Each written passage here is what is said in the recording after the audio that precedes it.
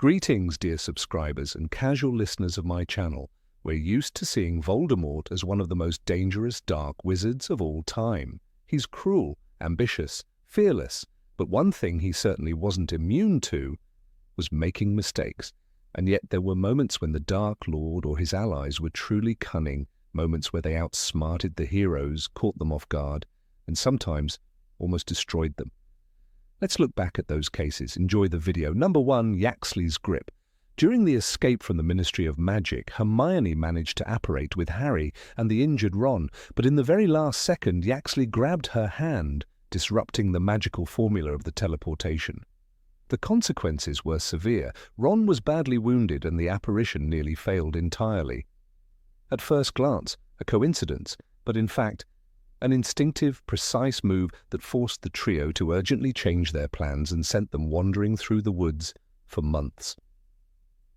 Yaxley played his part well, even if not fully consciously.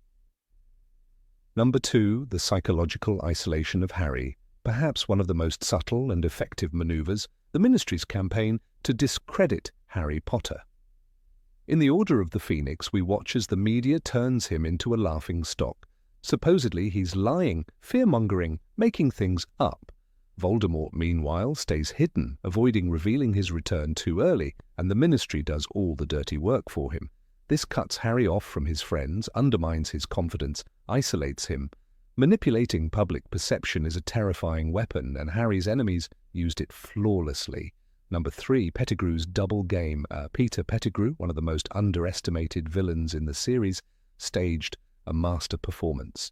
He betrayed his friends, faked his own death, framed Sirius Black, and managed to escape, straight into the Weasleys' home, disguised as their beloved pet rat. For years, he lived next to Harry, listening, spying, reporting.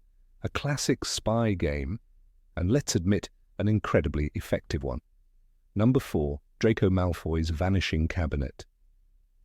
In the Half-Blood Prince, Draco faced a serious task: get Death Eaters into Hogwarts, and not only did he succeed, he did it brilliantly, using the abandoned, vanishing cabinet in the Room of Requirement. He patiently repaired the broken artifact, tested it in secret, and finally created a hidden passage into the school. One not even the professors knew about. A complex, calculated plan, and very, very dangerous. Number 5, the false vision, a trap for Harry. The connection between Voldemort and Harry became a real challenge, and one day Voldemort realized how to exploit it. He planted a false vision in Harry's mind, and one where Sirius was supposedly in danger. The boy rushed to the Ministry, convinced he was saving his godfather, and fell right into a trap. The tragedy is that this manipulation led to Sirius's death, a brutal, masterfully executed psychological attack. Number 6, the cup as a portkey. The Triwizard Tournament's final turned into a tragedy for Harry. The cup he touched along with Cedric was actually a portkey, straight to Voldemort. A clever trick: don't attack the boy inside Hogwarts, but lure him out, where there's no protection, no Dumbledore, and no hope. Yes, the plan may seem overly complicated, but it worked. Harry ended up face to face with the Dark Lord, and survived only by a miracle. Number 7, Bathilda Bagshot, the trap in Godric's Hollow. After Ron's departure, Harry and Hermione travelled to Godric's Hollow, hoping to find answers. There, they were met by Bathilda Bagshot, or rather, her body, possessed by Nagini. The trap was set so that Harry would be alone, as only he could understand Parseltongue. Hermione had no idea something was wrong. It was a carefully crafted ambush, and if not for Hermione's quick reaction and bravery, things might have ended very differently. Number 8, Umbridge and the ban on magic. Dolores Umbridge wore pink cardigans and smiled with sugar-coated cruelty, but beneath the bows and the kitten plates was a mind that knew exactly what she was doing. As High Inquisitor of Hogwarts, her first act was simple and devastating. No more practical defense against the dark arts. "There will be no need," she said sweetly. "Theory will be sufficient." But it wasn't about education, it was about control. By stripping students of magical training, she disarmed them before the battle even began. Voldemort was rising, But at Hogwarts, fear was the curriculum. Teachers were silenced. Punishments were cruel. When Harry protested, she forced him to write lines with a cursed quill that cut words into his skin. I must not tell lies. It wasn't detention. It was torture disguised as discipline, and no one stopped her. Umbridge wasn't a Death Eater, but she didn't need to be. She used ministry authority to cripple the one place that had always resisted the dark arts. Dumbledore's army was formed in secret because of her. Students trained in basements and hidden rooms because their classrooms had become prisons. Every rule, every decree, every smiling threat made Voldemort's return that much easier. Number 9. The death of Alastor Moody. The plan was simple. Move Harry Potter from Privet Drive to safety using a group of decoys, 7 Potters, 7 Protectors. It was supposed to be secure, silent, flawless. But the Death Eaters were already waiting. They struck with brutal precision. Spells lit up the sky.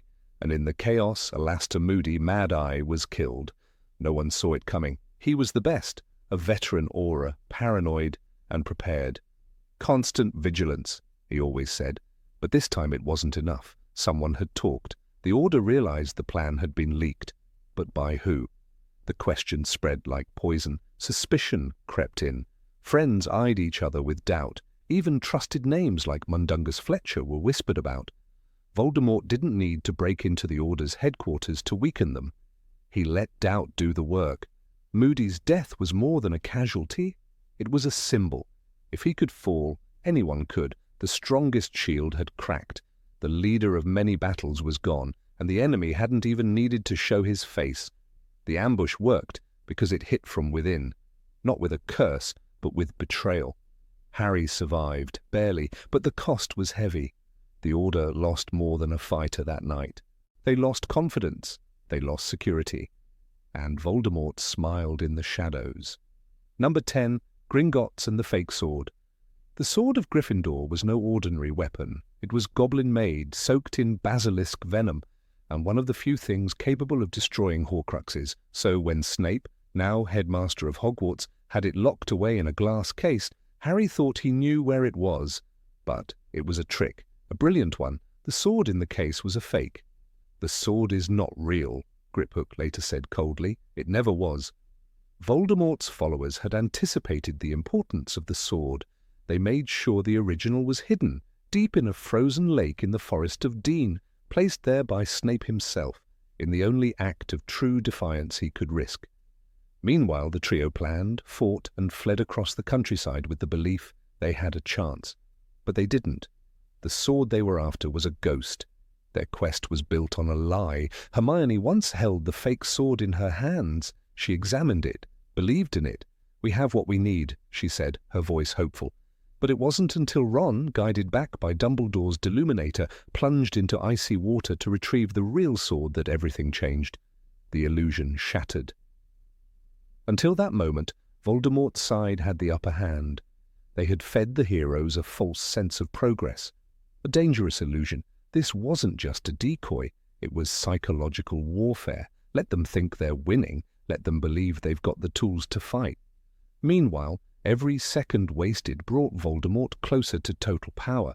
The fake sword didn't just delay them, it nearly broke them. And that makes it one of the most subtle and effective tricks the dark side ever pulled. Number 11, the Marauder's Map, used against Harry. Draco Malfoy was no longer just a schoolyard bully. In Half-Blood Prince, he had a mission, and he carried it out with precision. He knew Harry Potter too well, knew his habits, his tools, his constant vigilance. Most of all, he knew about the Marauder's Map. The enchanted parchment showed everyone in Hogwarts, every footstep, every name, every movement, but it had one flaw. It couldn't reveal the Room of Requirement.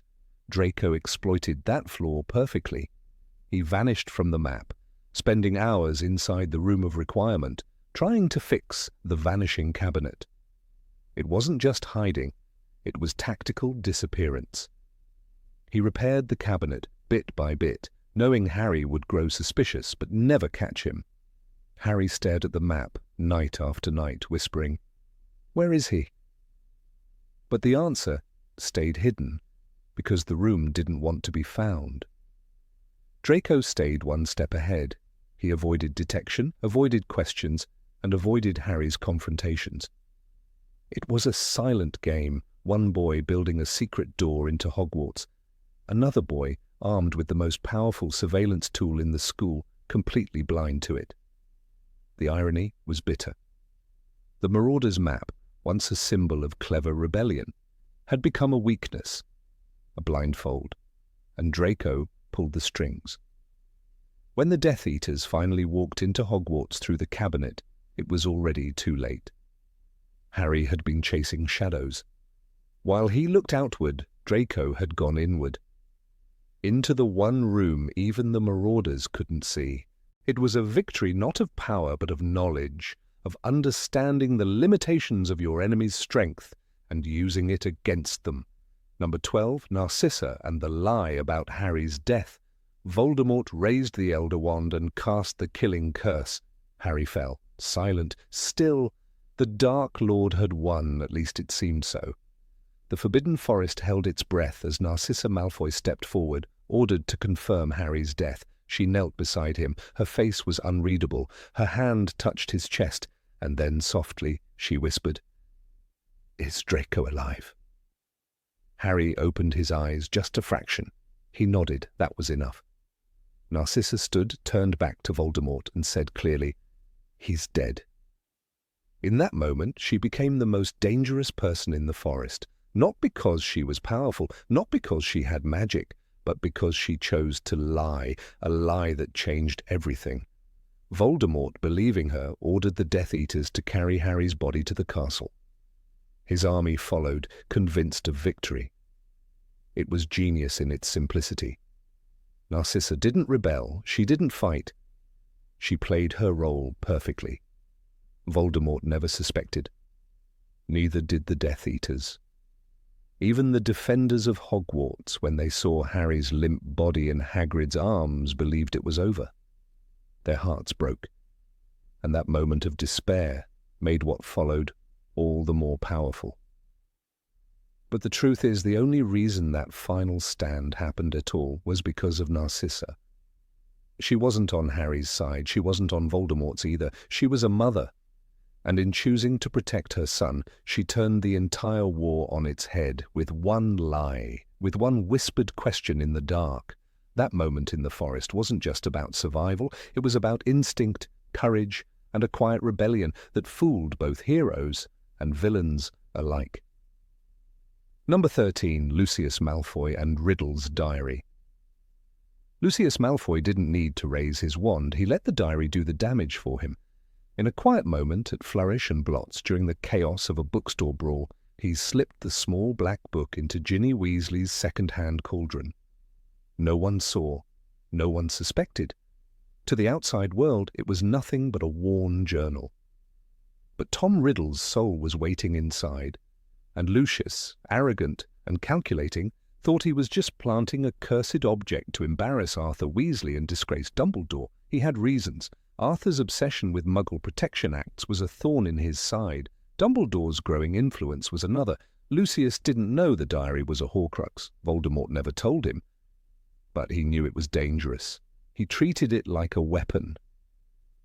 Very few people know that Lord Voldemort put part of himself in that diary, Dumbledore later said. Lucius might have acted out of spite, but his act nearly brought Hogwarts to ruin. The basilisk was unleashed. Students were petrified. Ginny nearly died. What made this so dangerous wasn't the magic, it was how simple it looked. Lucius didn't cast a single spell inside the school. He didn't break any walls. Instead, he used a child, a first-year girl, someone completely innocent. And that was his genius. He weaponized trust. Ginny poured her secrets into that diary. She wrote, "I think I'm going mad. I keep forgetting things." The diary answered. It spoke back. It gained control. By the time Harry pieced it together, it was nearly too late. Lucius was never punished for it. Not then. He claimed ignorance. He kept his hands clean, but for a moment he had succeeded. Dumbledore was temporarily removed. Arthur's family was in danger. Number 14, Slughorn and the Tampered Memory. Horace Slughorn wasn't a villain, but for a brief moment in The Half-Blood Prince, he might as well have been. When Dumbledore asked Harry to retrieve a memory from the professor, one that involved a young Tom Riddle, Slughorn lied. Not outright, no. He simply altered the memory, snipped out the parts that mattered. It was seamless, convincing. "I don't know anything. I never knew anything," he protested, voice trembling. But he had known. He had told Riddle about Horcruxes. This single lie stalled the entire mission. Dumbledore knew the memory was false. "This memory has been tampered with," he told Harry flatly. But he couldn't force the truth. And without it, they had nothing. No clear understanding of how many Horcruxes Voldemort had made. No clue what they were hunting. The war in that moment was frozen by a quiet act of cowardice. Slughorn wasn't trying to protect Voldemort. He was trying to protect himself. The guilt had eaten him alive for years. In his eyes, it was his own foolish pride, his need to impress, that gave Riddle the final puzzle piece. "You must be the youngest student to ask that question," he had said to Riddle, flattered, unaware of the horror he was unleashing. And when it was done, when Riddle had thanked him, Slughorn had tried to bury it under shame and whine. Harry didn't break him with anger, he used love. A few drops of Felix Felicis gave Harry the perfect words. He reminded Slughorn of Lily Evans, of courage, of redemption. And so the truth came out. At last, Dumbledore held the real memory in his hand. In it, Slughorn's voice quivered. "You must understand. This is all hypothetical, Tom." But it wasn't. It never had been. And for a time, Slughorn's silence had helped the Dark Lord stay hidden in the shadows. Number 15, the Lestrange Vault, and the trap at the bank. Of all the perilous moments in the final chapters of the Second Wizarding War, none reflected the cunning of Voldemort's followers more than the trap laid deep in the vaults of Gringotts. The Lestrange family, obsessed with legacy, blood purity, and secrecy, had concealed one of the Dark Lord's most important relics in the one place few would dare breach. A high-security vault designed to deter even the boldest thief. But this wasn't just a storage space. It was a snare, carefully woven with deceit, ancient enchantments, and the full cooperation of creatures not easily swayed, goblins.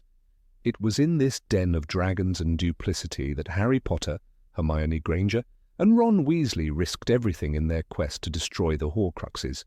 The plan to infiltrate Bellatrix Lestrange's vault was complex, built on layers of deception. With Griphook, the goblin, as their uneasy ally and the recently stolen wand of Bellatrix in their possession, they attempted what few had ever survived, a break-in into the most secure bank in the wizarding world. Disguised by Polyjuice Potion, Hermione assumed the form of Bellatrix herself, while Ron posed as a foreign associate, and Harry remained under the invisibility cloak. But even before they passed through the bank's grandiose lobby, doubts lingered in every step. Hermione's disguise was convincing enough at a glance, but her hesitations betrayed her. Bellatrix Lestrange was not known for uncertainty. Her presence was a thunderstorm of arrogance, cruelty, and hysteria. Hermione, despite her skill and intellect, could not replicate the madness in Bellatrix's eyes. Goblins noticed. "Madame Lestrange, your wand?" asked Bogrod, the goblin. And therein lay the first fracture in their plan. The wand Hermione carried was not truly hers. Goblins knew wands, knew ownership, and knew betrayal when they saw it. The path to the Lestrange vault was as treacherous as the lies they told to get there. Deep below Diagon Alley, the cart twisted through underground caverns and tunnels that defied natural logic. But soon they were no longer in control. The thief's downfall, a security measure that washed away all enchantments and disguises, roared over them like a river of truth. The spellwork dissolved instantly. Hermione's disguise vanished, and their deception stood naked in the goblin's eyes. Griphook barely maintained the ruse, claiming they were under attack, and that speed was essential. The vault itself was like a mouth waiting to snap shut. Piles of cursed treasure glistened in the torchlight, but every object was enchanted with the Gemino and Flagranti curses. The moment they touched anything, it multiplied, then burned. Hermione screamed as a cup seared her skin. Ron tried to beat back a wave of molten gold, and Harry, desperate, reached for what they came for, Helga Hufflepuff's cup. It was hidden in plain sight, high upon a shelf, yet surrounded by duplicating, scolding impostors. Time was running out. Griphook, seizing his moment, snatched the sword of Gryffindor and vanished into the chaos, betraying the trio as he had long intended. "Thieves! Thieves in the vault!" rang his cry, echoing through the caverns, drawing the attention of goblins and guards alike. Panic surged. They had the cup, but they had lost their only leverage and their only guide. The bank's security unleashed its final measure. The dragon. The dragon was not an ordinary beast. It was a pale, scaly creature, scarred and enslaved. Used to guard the deepest vaults, it had been tormented by goblins into submission. A single clang of a bell made it recoil in pain. Chains clinked with every breath it took. But where goblins saw a tool, Harry saw salvation. "We're going to ride it," he decided, and they did. With nothing but blind courage, the three clambered atop the creature's back and broke through the stone roof of the bank, escaping into the sky in a storm of fire, gold, and fury. But let us not be misled by the drama of that flight. The true story lies not in the daring escape, but in the cunning of the trap. Voldemort, through Bellatrix, had crafted a maze of misdirection. He knew the cup's value. He knew his enemies would eventually come for it. So he hid it in a place that could only be accessed with extreme risk, where even a minor misstep could lead to capture or death. More importantly, he wrapped it in layers of human deceit, through Bellatrix, through the goblins, through fear. It's not enough to call it a trap. It was a psychological battlefield. Bellatrix had terrified the goblins so completely that even the suggestion of her displeasure made them tremble. When she discovered her vault had been tampered with, likely alerted by the weakening magic surrounding the Horcrux, she wasted no time in reinforcing its security. This was not merely about guarding treasure, it was about guarding power, legacy, and the secrets of Voldemort's soul. The goblins, for their part, had little love for wizards. Their participation in the trap may not have been driven by loyalty to the Death Eaters, but rather by an opportunity to exact revenge or reclaim what they saw as stolen property. The sword of Gryffindor especially was a source of tension. Goblins believed it belonged to them by right of creation. That sword, which once saved Harry and Ron in the Forest of Dean, became a wedge of betrayal the moment it entered the bank. The magic within the Lestrange vault was ancient, goblin-made, and merciless. The Gemino curse ensured that intruders would be drowned in falsehoods. The Flagranti curse made the very air an enemy. And still the trio pressed forward. It was not just bravery, it was desperation. Every second they wasted meant Voldemort grew closer to learning of their mission. Already, Harry's mind buzzed with images of the Dark Lord's rage. He saw flashes, Gringotts, Nagini, the Hogwarts grounds. The connection between them grew more violent with every Horcrux destroyed. Number 16, Voldemort's Resurrection Ritual. It was the night of the third task of the Triwizard Tournament, a night cloaked not only in darkness but in destiny. Deep in the forbidden grounds of the Little Hangleton graveyard, a storm was gathering, though the skies remained silent. In that eerie stillness, a boy touched a portkey and vanished, unwittingly becoming the final piece in a spell long prepared, long dreaded, and horribly precise. Harry Potter's blood was the final sacrifice in a dark ritual that had been brewing for over a decade. The ritual of resurrection was not an act of desperation, it was a masterstroke of design. Lord Voldemort had not returned by accident. His rebirth was orchestrated with the same cold, calculated brilliance that once terrorized a generation. Peter Pettigrew, the once derided Wormtail, played a role far more sinister than anyone had anticipated. Scorned and underestimated, he was the linchpin in a plan that only a handful could have executed with such exactitude. After Voldemort's downfall at Godric's Hollow, Pettigrew had vanished into shadow, hiding in his animagus form as a rat. But during those years of apparent uselessness, he listened, watched, remembered. He was waiting for the moment when his master would call, and when that moment came, he acted with a desperate loyalty that bordered on madness. The graveyard was chosen with surgical precision. This was not just any burial ground. It was the final resting place of Tom Riddle Sr., a man who had fathered the Dark Lord unknowingly and abandoned him before birth. The symbolism of location was no coincidence. Voldemort believed in power, and more than that, in legacy. What better place to rise again than upon the bones of the man who denied him a name? 3 ingredients were needed for the rebirth, each one representing a link to Voldemort's past, present, and future. Bone of the father, unknowingly given, you will renew your son. The spell called first for the remains of Tom Riddle Sr. His grave was unmarked, as if time itself had tried to erase his existence. But Wormtail's spell pierced the earth, pulled up the pale, dry bone, and threw it into the cauldron. That bone carried a legacy of abandonment, of shame, of rejection. It was fitting that Voldemort should rise above such a beginning. Flesh of the servant willingly given, you will revive your master. Pettigrew did not hesitate. With a silver dagger in hand, he severed his own arm. The agony of it was not only physical, it was spiritual. For all his loyalty, Wormtail had no illusions about the cruelty of the master he served. Yet he acted without pause. In that single act, he bound himself irrevocably to the will of the Dark Lord, choosing servitude over irrelevance. The blood dripped into the cauldron, hissing as it met ancient heat, igniting something unseen, unfathomable. And blood of the enemy, forcibly taken, you will resurrect your foe. Harry's scream was the final key. Bound and helpless, he could only watch as Wormtail sliced into his arm, drawing a vial of blood to be poured into the brew. This was no ordinary potion. It was a rite, dark, forbidden, and older than any spell taught at Hogwarts. With the 3 ingredients combined, the cauldron roared with life. Flames shot into the sky. Steam billowed like smoke from a dragon's maw. Then silence, unnerving, expectant. And from that silence rose a form, tall and thin as death, pale as bone, and red-eyed with ancient hate. Lord Voldemort was reborn.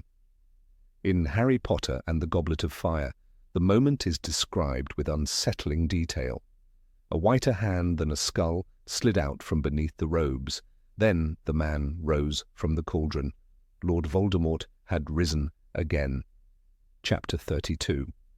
The ritual was not just a physical transformation, it was a metaphysical rebirth. For 13 years Voldemort had existed in a state of spectral half-life, sustained by dark creatures and parasitic curses. He had possessed snakes, consumed unicorn blood, and inhabited the body of Quirinus Quirrell. Yet none of those hosts could contain the vastness of his power. He needed his own body, not merely to command armies, but to conquer the only magic he had never understood, love. By using Harry's blood in the ritual, Voldemort believed he had triumphed over Lily Potter's sacrifice. That ancient protection, the one that had annihilated him in Godric's Hollow, now flowed within his veins. The protection my mother left me, he took it, didn't he? Harry would later ask.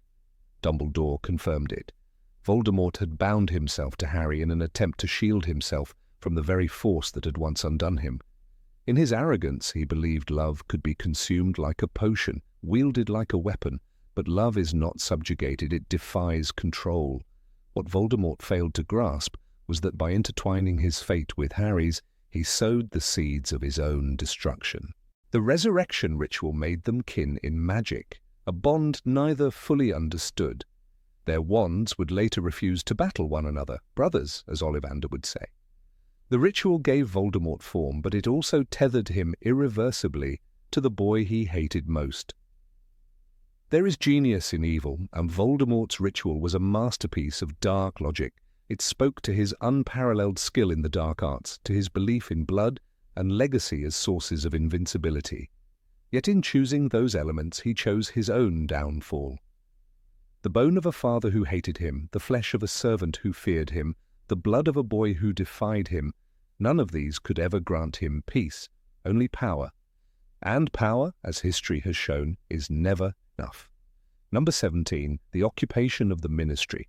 The occupation of the Ministry of Magic did not begin with a bang or a blaze of spells. It began in silence. It began in shadows, and by the time the magical world realized what had truly happened, it was already too late. Lord Voldemort, master of fear and manipulation, had once again proved that brute force was not always necessary when the right minds could be controlled, when the system itself could be poisoned from within. His rise through the veins of power was not marked by open war, but by whispers, decrees, and cursed ink on parchment. Pious Thickness, the puppet minister, became the mask of legality behind which Voldemort hid his claws. Under the imperious curse, Thickness did not rage or scream. He smiled politely. He held meetings. He signed papers. He shook hands with members of the Wizengamot, but none of his words were his own. As the head of the wizarding government, he served not the people, but the Dark Lord, and in doing so, he cast a long shadow across the very heart of magical Britain. The ministry, once a symbol of order and justice, became a theatre of illusion, where freedom was rehearsed but never truly performed. Every corridor of the ministry began to echo with dread. The golden statues that once depicted unity between magical creatures were replaced. Gone was the noble wizard lifting the house elf in friendship. In its place stood a new statue, a cold, brutal monument of humans dominating the others, witches and wizards crushing goblins and elves underfoot. It was not just art, it was a message, a signal that a new ideology had arrived. The regime no longer spoke of cooperation, it spoke of purity. For those who worked in the ministry, the change was swift but subtle. At first, it was the new memos. Then came the disappearances. Colleagues failed to show up to work without explanation. Entire departments were rearranged overnight. The Muggle-born Registration Commission was formed under the oversight of Dolores Umbridge, whose saccharine smile masked the cruelty of a fanatic. The goal was clear: to investigate all witches and wizards of non-magical heritage, though the outcome of such investigations was never in doubt. Dolores Umbridge returned like a snake in pastel pink. She sat behind her desk with her kitten plates and issued orders that tore families apart. Her hearings, held in the courtroom deep beneath the ministry, were travesties of justice. Hermione Granger, while infiltrating the ministry with Harry and Ron, witnessed the horror firsthand. A frightened Muggle-born witch, trembling, was accused of stealing her magic. "Magic can only be passed when both parents are magical," Umbridge said, her voice syrupy and cruel. "Therefore you are lying." Hermione stared at her in disbelief, knowing this woman now had unchecked power. Propaganda became as dangerous as any curse. The Daily Prophet turned into a weapon, its pages filled with fear-mongering articles, headlines condemning Muggle-borns as undesirables, and framing Harry Potter as undesirable number one. The readers believed it. They had no other voice. Dissent became treason. Those who questioned the new regime vanished, sometimes from their homes, sometimes from their own memories. The media no longer reflected the truth. It distorted it to serve the enemy. The Department of Magical Law Enforcement was twisted into an organ of terror. Under Yaxley's control, the Auras were no longer protectors. They were hunters. Families with Muggle-born relatives were interrogated. Citizens were encouraged to report suspicious behavior. The rule of law was inverted. Even magic itself seemed to turn its back on justice. The very spells used to defend peace were now weapons of oppression, sanctioned by the government. As Ron would later say in a hushed voice, "It's like the ministry's gone mad." Yet Voldemort's true genius was not in replacing the rules. It was in making people believe they were still following them. The ministry's orders came with official seals. Its decrees were written in flowing calligraphy. The judges wore robes and the trials had witnesses, but behind every wand was a Death Eater, behind every verdict a command. Fear became the ink that wrote the laws. Compliance was survival, and rebellion meant not just death but erasure. Even magic could not protect against the slow erosion of truth. Memory charms were used liberally to suppress facts. Families were divided. Friends betrayed each other. Parents turned in their children to save themselves. As the saying went in hushed tones, "You never know who's under imperious." That excuse became common currency, a way for people to explain what they'd done without admitting guilt. But not all were cursed. Some simply agreed. The infiltration was total. By the time the trio, Harry, Hermione, and Ron, sought to enter the Ministry in disguise, the building was a fortress of lies. Polyjuice Potion allowed them entry, but not comfort. The air inside was cold. The walls, enchanted to hum softly with Ministry protocols, now hummed with something darker. They stole into the courtroom only to discover that the soul of the government was being eaten alive by fear and ideology. Hermione, disguised as Mafalda Hopkirk, read names from the file, each one another victim. Even she trembled. Harry, disguised as Runcorn, saw the face of Albert Runcorn in a mirror and despised it. He had read about this man, loyal to the new regime, cruel in his pursuit of so-called justice. And yet to survive the mission, Harry had to wear his skin. It was a symbolic moment. To fight the system, they had to become it, if only for a moment. And even that moment was nearly unbearable. Magic is might. That was the slogan carved above the statue in the atrium. The phrase was more than propaganda, it was philosophy. It was Voldemort's worldview pressed into every wall and echoed in every order. The idea that magical power conferred the right to rule. It stripped away morality, it erased compassion, and worst of all, it was convincing. When spoken with enough confidence, even lies take on the ring of truth. Number 18, The Trap at the Lovegood's house. The winter sun cast a cold light over the twisted chimney and lopsided roof of the Lovegood house, its stone walls rising like a misplaced watchtower in the middle of nowhere. This strange house, with its three-story cylindrical design and eccentric charm, had once been a symbol of freedom, curiosity, and unorthodoxy. But now, as Harry, Ron, and Hermione stood at its doorstep, shivering from cold and caution, they had no idea that the sanctuary they sought was already poisoned. Harry had believed, perhaps naively, that there were still safe places in the world. After months of running, hiding, and scavenging for Horcruxes, the trio clung to the fragile hope that some pockets of loyalty still existed among the chaos. Xenophilius Lovegood was one of those figures, a man who had defended Harry publicly when few dared, a father who edited the Quibbler to resist the Ministry's lies. It was only logical, or so they thought, to seek him out now in their moment of need.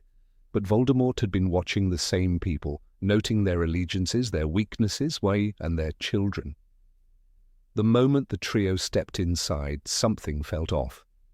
The cluttered interior was the same, covered in whirling contraptions, upside-down furniture, and smell of ink and herbs, but Xenophilius was changed.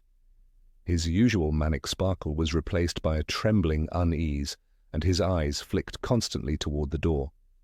Luna was not there. Her absence was explained with a lie that hung too heavily in the air. "She's out gathering plimpies," he had said, but his voice cracked. The truth was devastating. Luna had been taken weeks ago on the Hogwarts Express, quietly abducted by Death Eaters for her father's crimes of loyalty. It was a tactic Voldemort had begun to favor, not brute force, but emotional sabotage. The Dark Lord had discovered a new weapon, more terrifying than any spell: family. With Luna as a hostage, Xenophilius was transformed into a puppet, desperate, cornered, and dangerous. It was Hermione who first sensed the impending trap. Her eyes moved over the bookshelves, then to the unnatural stiffness of their host. Her wand remained half-raised, her fingers clenched. Harry, meanwhile, pressed for answers about the mysterious symbol he had seen, the one carved on the grave of Ignotus Peverell, the one worn by Crum's attacker, the same mark hanging from the Lovegood's ceiling. It was the sign of the Deathly Hallows. Xenophilius, jittery and sweating, launched into a lecture about the Hallows, the Elder Wand, the Resurrection Stone, and the Cloak of Invisibility. He rambled, half sincere, half mad, and Harry listened, fascinated but unaware of the brewing betrayal. For while he spoke, Xenophilius had already sent word. A charm had flared in the distance. The Death Eaters were on their way. It wasn't until the skies darkened with approaching figures that the truth crashed down on them like a storm. The house trembled as heavy boots circled it. Spells crackled. The trap had sprung. Xenophilius, now pleading and shaking, confessed his desperate act. "They took my Luna," he cried. "I had to bring you to them." His words echoed with agony, but also treason. The betrayal pierced deeper than any wand could. This was not an enemy. This was a grieving father, twisted by fear. Hermione's face paled. Ron gritted his teeth. Harry's heart thundered. The betrayal of Xenophilius Lovegood was not one of evil, but of despair. And it forced a cruel question. How many more allies could be bent this way? The house erupted in chaos. Explosions rang through the walls as Death Eaters tried to break through. The trio had only seconds. Hermione, in one of the most impressive displays of magic seen in the entire war, seized control. She summoned a spell that shattered the floor, plunging them into the basement as the ceiling above collapsed, distracting their enemies long enough for escape. The trio disapparated into the wilderness, bruised, breathless, and shaken. Xenophilius had screamed behind them, cursed by the Death Eaters for his failure, his house collapsing under their wrath. His price for betrayal was not forgiveness, but punishment, and still his daughter remained imprisoned. That night, by the flickering firelight of a makeshift camp, the trio sat in silence. It was not just their bodies that ached. It was their understanding of the war. This was no longer a battle of wand versus wand. It was psychological, intimate. Voldemort had learned that loyalty could be cracked by love. He was using children as levers and family as bait. The resistance would never be the same again. Harry understood with new heaviness that even his closest allies could be used against him. The safety of kin had become a weakness to exploit. Xenophilius' betrayal had not come from ambition like Wormtail's, nor from fear of power like Slughorn's early silence. It came from heartbreak, and that made it harder to hate.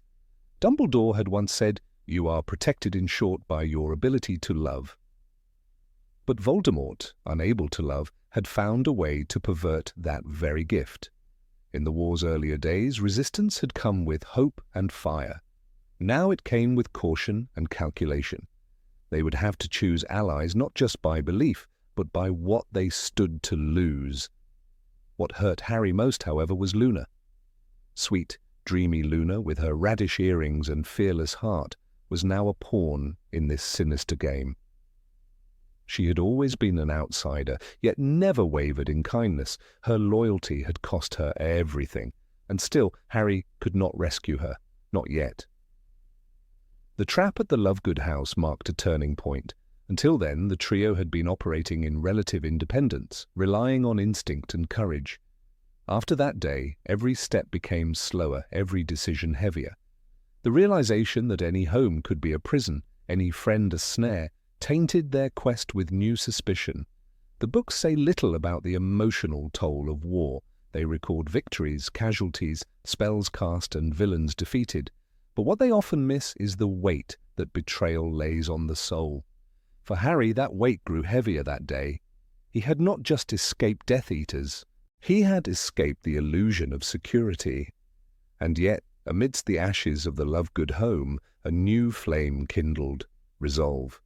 They would not stop. They could not.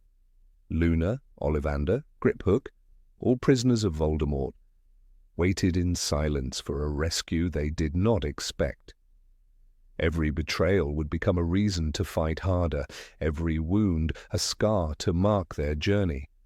Xenophilius, broken and guilt-ridden, never saw Luna again until the war's end.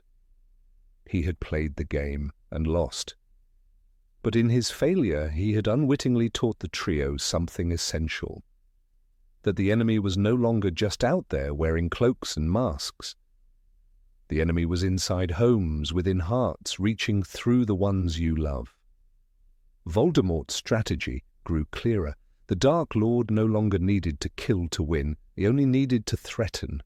What weapon is more effective than fear for a child's life? With each whisper of abduction, with each display of a father's collapse, Voldemort eroded morale. The Lovegood incident became a parable whispered among the resistance, a lesson in both courage and cruelty. Hermione would later confess, in the quiet of Shell Cottage, that it had haunted her. "We almost died," she said, "because someone couldn't bear to lose their daughter." And yet, how could they blame him? They had parents too. The lines blurred. The war was not black and white. It was 1,000 shades of grey, painted with desperation. Even as they resumed their quest for Horcruxes, the Lovegood betrayal followed them. It crept into Harry's dreams, into Ron's angry pacing, into Hermione's wary glances at strangers. Trust was now a rare currency, and the trio had grown too wise to spend it freely. But in the end, they survived that trap, not through strength, but through understanding. Hermione's quick mind, Ron's readiness, and Harry's instincts had saved them. The Death Eaters had underestimated the trio, believing they would walk blindly into destruction, but even betrayal could not break their bond. Perhaps the greatest irony was this: the same love that Voldemort tried to weaponize was also the trio's shield.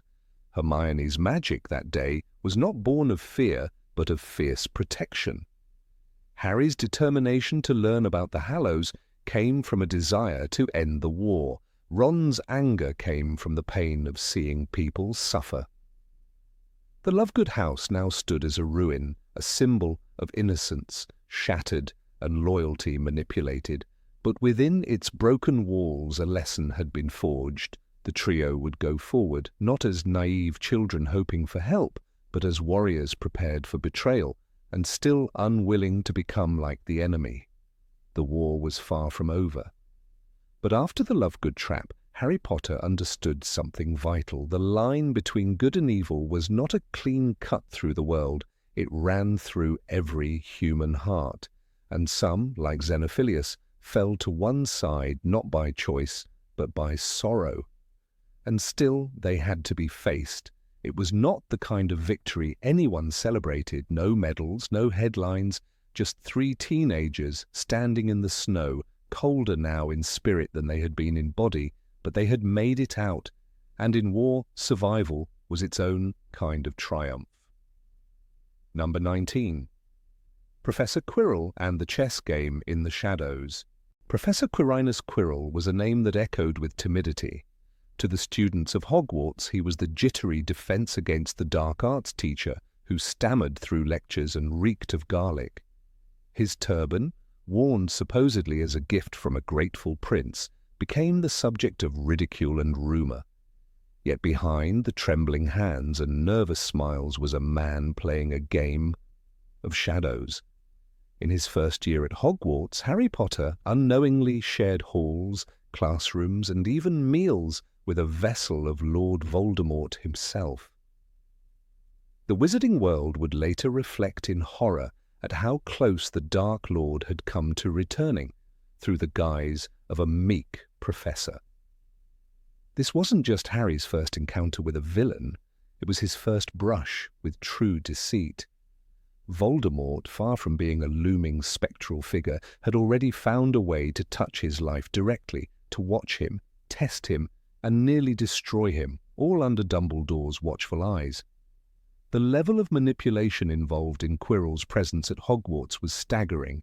It revealed the darkest talents of Lord Voldemort, not brute force, but calculation, patience, and psychological warfare. For a boy just discovering magic, Harry stepped straight into a silent war of minds. The tale of Quirrell is often remembered for its explosive climax, the face beneath the turban, the trapdoor, and the final trial with the mirror of Erist. But before the flames, before the stone, there were quiet moves on a grand board. It was a game of chess, and each piece was carefully placed by Quirrell under the mental command of the greatest dark wizard who ever lived. The Philosopher's Stone was the prize, and deception was the opening move. And like in chess, it was not always the king who moved first, but the pawn pretending to be harmless. From the moment Quirrell re-entered Hogwarts, his game had begun. The troll released in the dungeons on Halloween was no random event.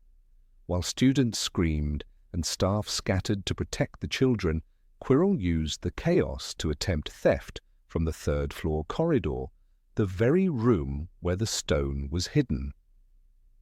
He failed, of course, thanks to the three-headed guardian named Fluffy. But the move itself exposed his willingness to use danger and fear as a distraction. It wasn't about direct confrontation, it was about precision. Voldemort, attached like a parasite to the back of Quirrell's head, whispered strategy. The turban served as more than a disguise, it was a cover for possession. The very concept of a human being used as a host for evil, blending in among children, added a level of horror to this game. Every dinner in the Great Hall, every stroll through the corridors, Harry was watched, evaluated, judged. The Dark Lord, though weakened, had never truly left Hogwarts. More unsettling is how Quirrell manipulated Dumbledore's trust.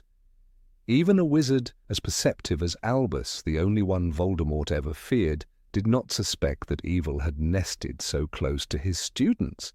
Quirrell's persona of cowardice was a master stroke. In a place like Hogwarts, bravery was cherished, cowardice was ignored. "He's just a bit of a nervous wreck," the students would whisper, and even McGonagall seemed to treat him with the kind of distant pity reserved for those unfit for their post. That social camouflage was precisely what allowed him to operate undetected. The first-year trials to protect the stone, each designed by a different Hogwarts professor, were intended as barriers against thieves. But Quirrell, armed with insider knowledge and Voldemort's dark cunning, managed to circumvent most of them. The Devil's Snare by Professor Sprout, the Charmed Keys by Flitwick, the Troll, these were obstacles he overcame before the trio of students even discovered the corridor's secret. The exception was the Enchanted Chessboard by Professor McGonagall, a giant set of pieces that only moved for those willing to play their deadly game. It's here, at the chessboard, that the metaphor becomes literal. Harry, Ron, and Hermione were forced into roles. Ron as the knight, Harry as the bishop, Hermione as the rook. They became chess pieces in a battle, not just against the board, but against a hidden puppet master. As Ron sacrificed himself, allowing Harry and Hermione to advance, the theme of sacrifice emerged again, a theme Voldemort could never understand. Love, courage, selflessness, these were not part of his rulebook. The irony is cruel. As the children played chess to pass through, they reenacted a larger chess match that had already begun the moment Quirrell arrived. The chessboard wasn't just a test for them. It mirrored the entire school year. Each challenge, each manipulation, was a calculated move by Voldemort, Dumbledore being lured away from Hogwarts during the final events. A bishop removed from the board. The removal of Snape's suspicions despite his vigilance. Another enemy piece quietly paralyzed. Snape, in fact, deserves attention. He suspected something was wrong and tried to stop Quirrell, his actions at the Quidditch match muttering a counter-curse while Quirrell tried to jinx Harry's broom, are often misunderstood. The truth was that Snape, still protecting Harry for reasons deeper than loyalty to Dumbledore, was the only one who saw through part of the illusion. But even he didn't realize just how close the darkness was. The Mirror of Erised, moved to the final chamber by Dumbledore, became the last gambit in this intricate game. It was a trap, not just for thieves, but for Quirrell himself. Only someone who wanted the stone, but not for personal gain, could retrieve it. This nuance of intent is another testament to the depth of the game being played. It wasn't enough to be clever or brave, you had to be pure in purpose. Voldemort, with his parasitic existence, could not understand such a concept. His greed was his limitation. Quirrell's fate, ultimately, was a poetic checkmate. When he tried to seize the stone, he was burned by Harry's touch, an act not of magical attack, but of magical protection rooted in love. "Your mother died to save you," Dumbledore later explained. If there is one thing Voldemort cannot understand, it is love. The hand that reached for the prize was not defeated by strength, but by what Voldemort had always overlooked, the invisible power of sacrifice. Even after the climax, when Quirrell perished and Voldemort's spirit escaped once again, the shadow of that year lingered. Harry had survived a game he didn't know he was playing. He had walked through traps, faced illusions, and passed tests designed for adults. But perhaps the most chilling realization came later. He had been in the presence of the enemy the entire time. He had laughed in the Great Hall, cheered at Quidditch, and wandered the castle under the eye of evil incarnate. The moment that strikes with retrospective horror is this: how easily Voldemort slipped back into Hogwarts. The institution was ancient, magical, and supposedly safe. And yet a Dark Lord, weakened and nearly dead, used a single man as a vessel to threaten its very foundations. The implications for the future were dire. If Quirrell could be turned, anyone could. If Dumbledore could be fooled, anyone could be. Even the symbolism of the turban becomes sinister in retrospect. Worn every day, it concealed not just Voldemort's face, but the very essence of corruption. The students had joked about the smell of garlic or what was hidden inside. But no one guessed the truth. That darkness can wear the face of politeness, that evil can be soft-spoken. Voldemort didn't need to shout. He whispered. Dumbledore, though wise, admitted his blind spot. "I had my suspicions," he told Harry after the ordeal, "but I had to be sure." The greatest headmaster in the wizarding world had been outplayed in small moments. He was distracted, misled, and manipulated by the same false humility that masked Quirrell's true intentions. The lesson was clear: even the wisest can be outmaneuvered when deceit is this masterful. Harry's role in all of this was both accidental and fated. He didn't plan to find the stone. He wasn't trained to face death. Yet he responded not with fear, but with instinctive bravery. That's what Voldemort didn't anticipate. A child born under a prophecy, marked as his equal, but still protected by the simplest of magics. In a way, Harry didn't just pass a trial. He entered a lifelong war where trust, identity, and perception would forever be at stake. Years later, as the wizarding world traced the arc of Harry's journey, they would point back to this beginning. Not just the moment he learned he was a wizard, but the moment he unknowingly sat beside the enemy at breakfast. The war had not begun in the open fields or ministry corridors. It began in a classroom with a stuttering man and a boy who thought magic was just about wands and potions. In the end, Quirrell's story is not merely one of betrayal or possession. It's a testament to the danger of illusions. Voldemort used no wand to enter Hogwarts, just a weak mind, a fragile will, and a talent for lies. His chessboard was the castle itself, and his opponent was a child whose greatest weapon was a heart that had known love. And as any skilled player knows, the quietest move often matters the most. The pawn that reaches the end of the board can become anything, even the key to victory or the face of defeat. Number 20. Mundungus Fletcher's Betrayal. Of all the betrayals that unfolded during the Second Wizarding War, few were as quietly devastating as that of Mundungus Fletcher. A petty criminal with a long history of shady dealings, Mundungus was never the sort of person one would expect to play a heroic role in the fight against Voldemort. Yet Albus Dumbledore, ever the believer in redemption, had brought him into the fold of the Order of the Phoenix. It was a gamble, a risky one, and it cost them dearly. The operation known as the Seven Potters was meant to be a masterpiece of magical deception. With Voldemort's forces growing bolder, the time had come to move Harry from Privet Drive to the safety of the Burrow. The plan was clever. 6 members of the Order would take Polyjuice Potion and disguise themselves as Harry, each escorted by a protector, departing simultaneously in different directions. The idea was that even if Death Eaters attacked, they would not know which was the real Harry, but Voldemort did know. Mundungus Fletcher, ever slippery, ever self-serving, became the fatal crack in their defense. Under pressure, perhaps magical, perhaps through fear, or perhaps simply from cowardice, he leaked the details of the plan to the Death Eaters. The betrayal wasn't flashy or public. It wasn't accompanied by a grand speech or a duel. It was quiet, secret. The kind of treachery that feels like a knife slipping between the ribs when your back is turned. It is almost ironic. Mundungus, who had spent a lifetime avoiding conflict, who had faked illness and disappeared from patrols, who once tried to sell stolen cauldrons in Diagon Alley during wartime, became the linchpin in one of the war's deadliest ambushes. He didn't deliver the order to Voldemort on a silver platter. He simply whispered a few words in the wrong ear. But in war, that is all it takes. The consequences were immediate and brutal. Alastair Mad-Eye Moody, the legendary Auror who had fought in both wizarding wars and survived countless encounters with dark wizards, died in that ambush. The very man who had once growled constant vigilance fell in the skies above Britain because vigilance had failed, not his own, but that of those who allowed Fletcher too close. And then there was George Weasley.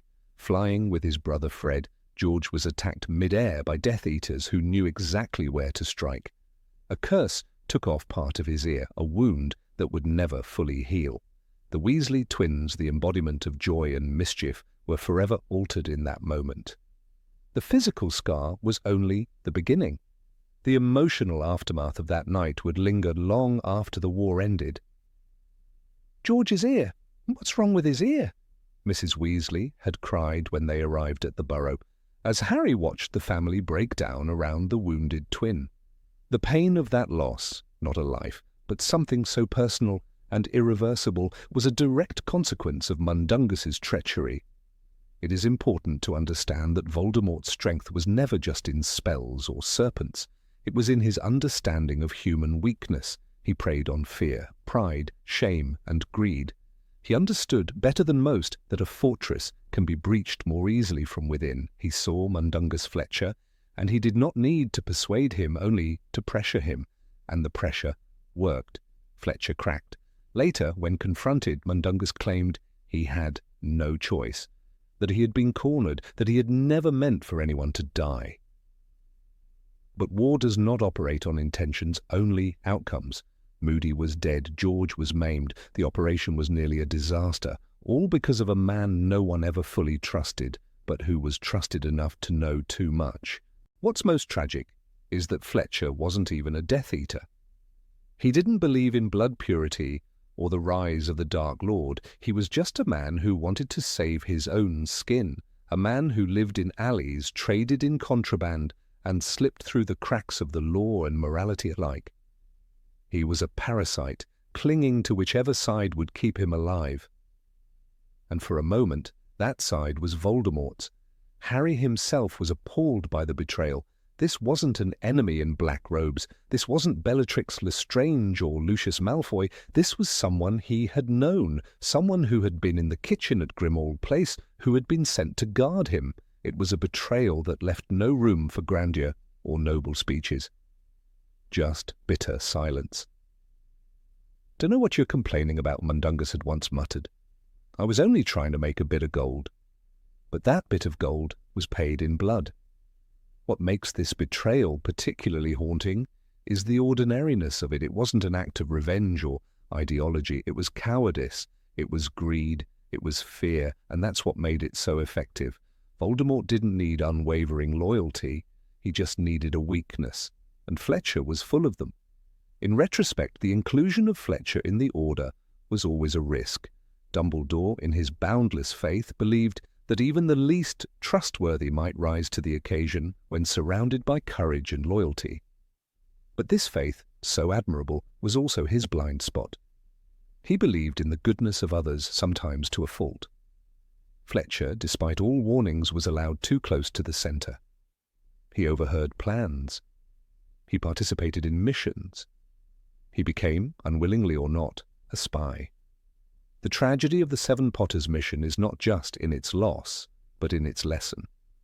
That in a war where trust is the rarest currency, one cannot afford sentimentality. The Order learned this too late, and Voldemort, with his brutal pragmatism, used it to his advantage. We often think of betrayal in grand terms, of the kiss of Judas, the assassination of Caesar, but Mundungus's betrayal was smaller, seedier, and in some ways more painful, because it came not from hatred, but indifference. He didn't care who won the war, he only wanted to survive it. The effect of this betrayal rippled far beyond that night. It led to deeper caution within the Order. It hardened Harry, who realized that enemies came not only with wands raised, but in the form of trembling hands and darting eyes. It made every future operation more secretive, more careful, more lonely. Trust was now rationed like food in wartime. When Mundungus later appeared during the hunt for Horcruxes, caught by Kreacher while attempting to sell a stolen locket, he became a symbol of everything that had gone wrong. A man who once walked among heroes, now scavenging for trinkets. His involvement in Regulus Black's sacrifice, having taken the locket without understanding its significance, only deepened the sense of rot that clung to him. The locket itself, once in Fletcher's possession, would become a source of pain and turmoil for Harry, Ron, and Hermione. It would twist their minds, darken their hearts, and nearly break their unity. And yet again, Mundungus was at the centre, not malicious, not evil, just weak. And in war, weakness can kill. Even Kreacher, the old house elf who had once despised all non-pure bloods, grew to loathe Mundungus for his theft. It was Kreacher, driven by duty and grief, who brought him back to the trio. Fletcher's fear then was pathetic, whimpering, defensive, evasive. There was no redemption in him, only excuses, and still he was spared. Harry, Ron, and Hermione didn't harm him. They didn't hex him or exact revenge. They took the information and left, because by then Mundungus wasn't dangerous anymore. He was irrelevant. His usefulness had run dry, and his betrayal, while unforgettable, no longer had power. Yet his legacy remains. Every scar from that night in the skies, every time George looked in the mirror, every time someone said Mad Eye's name with reverence. Mundungus Fletcher's name is a stain on the war record, a reminder that betrayal does not always come wrapped in banners or curses. Sometimes it comes in the form of a man with a flask in his coat and a lie on his lips. The story of Mundungus Fletcher is not a story of treason for glory. It is a story of what happens when a coward is given access to secrets, when fear is greater than conviction, when survival outweighs loyalty. And in the grand chessboard of war, even the pawn can bring down a knight, if it moves at the right moment. Voldemort understood the game. He didn't need to overpower the Order with brute strength. He needed only to sow doubt, to exploit weakness, to turn people like Mundungus into weapons more effective than any wand. And Mundungus, in all his fumbling dishonor, proved just how dangerous that kind of weapon could be. Number 21, the attack on Weasley's Wizard Wheezes, Fred and George. Weasley's joke shop, Weasley's Wizard Wheezes, was once a beacon of color and chaos amid the ever-darkening streets of Diagon Alley. Located at number 93, its blazing orange facade stood in stark contrast to the surrounding gloom, almost as if defying the rising fear. The store wasn't merely a business venture, it was a declaration of joy in a time of dread. But as Voldemort's grip tightened around the wizarding world, such places became not just symbols of resistance, but targets. After Harry Potter went into hiding, leaving behind Hogwarts, the Ministry, and all traceable ties, Voldemort shifted strategies. He no longer sought just to capture the boy who lived. He aimed to isolate him, to punish those who had given him hope, friendship, and strength. The attack on the Weasley twins' shop was not an act of random violence, but a deliberate message wrapped in darkness and cruelty. The decision to strike the joke shop might have seemed puzzling to outsiders. After all, it wasn't a known stronghold of the Order of the Phoenix. But Voldemort understood something deeper. Fred and George embodied light. Their inventions, skiving, snack boxes, extendable ears, canary creams, might have seemed trivial, even foolish, but they had provided laughter in hospital wards, in school dormitories, and even in the Resistance's safe houses. The laughter was a weapon Voldemort feared because it proved the people had not yet given up. When the Death Eaters raided Diagon Alley in the early hours of a cloud-heavy morning, they came not in cloaks of stealth, but in full regalia. It was a show. Fire rained down upon the shop, not just to cause destruction, but to ignite fear. The shop's protective enchantments, put up with help from Bill and Arthur Weasley, held for minutes before buckling under the sheer magical force. Passers-by watched in horror from the shadows as the vibrant storefront was engulfed in green fire. Fred and George were not there at the time. They were with their family at Shell Cottage, tending to the wounds of their brother Bill after the attack at Malfoy Manor. But when news reached them, George, who had already lost an ear during the battle over Little Whinging, stood in stunned silence. The fire may have burned wood and brick, but it also singed memory. For the twins, the shop had been their dream realized, a dream Harry had financed with his Triwizard winnings, a dream their mother had doubted, a dream they had built with jokes, sweat, and unrelenting hope. A specific display had been destroyed, the section dedicated to DA products. In it were Peruvian instant darkness powders and shield hats, items secretly used by members of Dumbledore's army during skirmishes with Death Eaters. It wasn't coincidence. The Death Eaters knew what they were destroying. The attack was surgical in nature, precise, deliberate, personal. The incident was reported in the Daily Prophet, but only as a minor fire. No mention was made of the black-robed wizard seen casting curses or of the anti-ministry graffiti scorched onto the walls. Rita Skeeter wrote a short piece describing it as a minor case of magical misfire, failing to mention that 3 nearby shops had also been hexed, their owners too terrified to speak. One of them, Madame Blotz, closed permanently after that night. She left a note pinned to the door that read, "Hope is not worth dying for." Ollivanders had already been emptied and Flourish and Blotz was shuttered.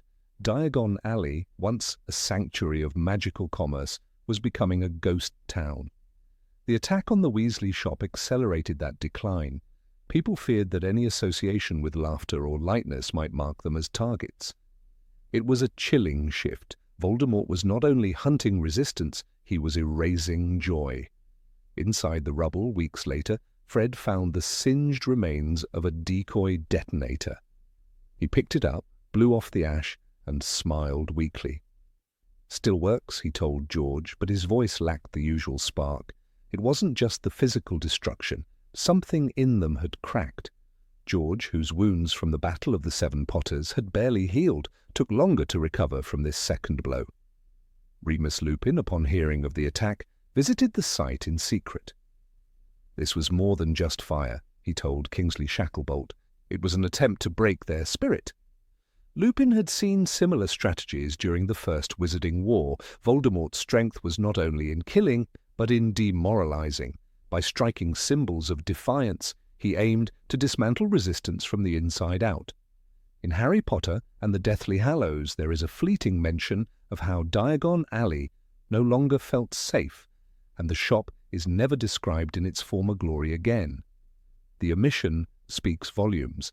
The joke shop had once defied the war with every glittering firework and every whoopee cushion, but now it stood as a reminder that even the brightest lights could be snuffed out. Though the physical location was ruined, the spirit of the shop lived on in the pockets of resistance fighters. Many continued to carry Weasley's products during skirmishes. Lee Jordan, in his underground radio show, Potter Watch, often praised the unbreakable courage of those who continue to laugh in the face of darkness. In one broadcast he said, "Fred and George, we see your fire still burns even when the walls come down." Molly Weasley was devastated, not because of the shop's loss, but because her sons had become targets in a war she had prayed they'd avoid. "They should have been safe," she whispered to Arthur. But she knew that safety was a luxury long lost. In many ways, the attack served to pull the entire Weasley family deeper into the conflict. They were no longer just supporters of Harry, they were victims now. The Death Eaters did not return, the damage had been done, but they had succeeded in transforming the shop into a war memorial. Children who used to giggle at puking pastille now walked past the ruins in silence, clutching their mother's hands. The laughter had stopped, and that was the cruelest blow of all. Fred became more serious after that, not somber, not broken, but matured in a way grief often demands. He began working closely with the Order, developing distraction devices for infiltration missions. George followed suit, though the loss of his ear had already made him quieter. Their laughter returned in moments, but never with the same carefree abandon. Years later, long after the Battle of Hogwarts, George would rebuild the shop. He would place a plaque on the wall, in memory of Fred Weasley, who never let the darkness win. But in that moment, after the attack, both brothers walked among the ashes with hollow eyes. They were not defeated, but they had been wounded in a way spells could not mend. The strategic nature of Voldemort's move was clear. He had turned a symbol of laughter into one of mourning. He hadn't needed to kill Fred or George. By targeting what they loved most, he had delivered a sharper pain. It was a chess move, a sacrifice that forced the opponent to reconsider every future play. Harry, upon learning about the attack, clenched his fists until his nails dug into his skin. He knew then that Voldemort had no intention of fighting fair.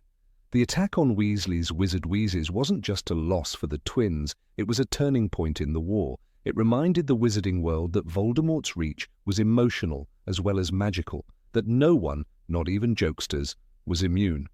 That joy, too, could be hunted. Harry never returned to the shop. Not even after the war ended, it was too painful. He once told Ron, "That place made us believe we could still smile. I don't think I could walk in and not feel what we lost." Ron nodded, knowing the shop had been more than a building. It had been proof that resistance didn't always come with a wand, it sometimes came with a joke. The burnt beams were cleared, the glass was swept, but the scent of fire lingered, not in the air but in memory. For every wizard who had ever laughed at a fanged frisbee or dodged a wildfire whiz-bang, the ruin was a reminder that war consumes more than lives, it consumes symbols. And yet the joke shop became legend. It was whispered among first years as the place that defied Voldemort with colour and chaos. It entered folklore not just as a shop, but as a spirit. And perhaps, in that way, Voldemort failed. For though he had reduced brick to rubble, he had only fanned the flame of what the Weasley twins represented. Hope wrapped in humour, defiance in disguise. Fred died later, not from the attack on the shop, but during the Battle of Hogwarts. Yet many believed his spirit had been wounded that day in Diagon Alley. When he stood on the final battlefield, wand raised and smile burning bright, he was not fighting only for Hogwarts or Harry. He was fighting for every child who had once laughed in his store, for every moment of levity he had given the world, for the belief that even in war we must remember how to laugh, and that perhaps was the lesson Voldemort never understood. That joy, once planted, grows back, even from ashes. Number 22. Caro's Cruciatus Curse on Neville. There are moments in the Second Wizarding War that history books overlook, moments too quiet, too personal, too brutal for easy retelling. One of these is etched in the stone walls of Hogwarts itself. The nights when Amicus Caro used the Cruciatus Curse on Neville Longbottom. It wasn't part of a grand military strategy, not a move on a chessboard of war. It was something far more ancient and cruel, a public execution of spirit staged again and again, not to kill but to break the symbol of resistance. After the fall of the Ministry and Voldemort's takeover of Hogwarts, the castle was no longer a sanctuary. The warmth of learning, the cheer of floating candles, and the soft whisper of robes along corridors, all of it was drowned in fear. Alecto and Amicus Caro, siblings in darkness, were handed control of discipline and curriculum. They twisted defense against the dark arts into the teaching of the dark arts. They introduced punishments that belonged in dungeons, not classrooms. And in this horror, Neville Longbottom stood like a lighthouse in stormy waters. He could have left. He had every reason to. Harry, Ron, and Hermione had vanished. Most believed them dead or hiding. Students went home, fearing for their lives. But Neville, the boy who once could barely remember a simple charm, had changed. He had faced Bellatrix Lestrange in the Department of Mysteries. He had held the prophecy in his hand. He had heard his parents' names moaned in empty voices behind the doors of St. Mungo's. And now he refused to run. Neville stayed. He found sanctuary in the Room of Requirement, which became not only a refuge, but a base for Dumbledore's army, reborn and resolute. Ginny Weasley and Luna Lovegood joined him, but Neville was the face of it. He led sabotage missions, interrupted Carrow's lectures, graffitied walls with slogans like Dumbledore's army, still recruiting. In the heart of Voldemort's Hogwarts, he became hope.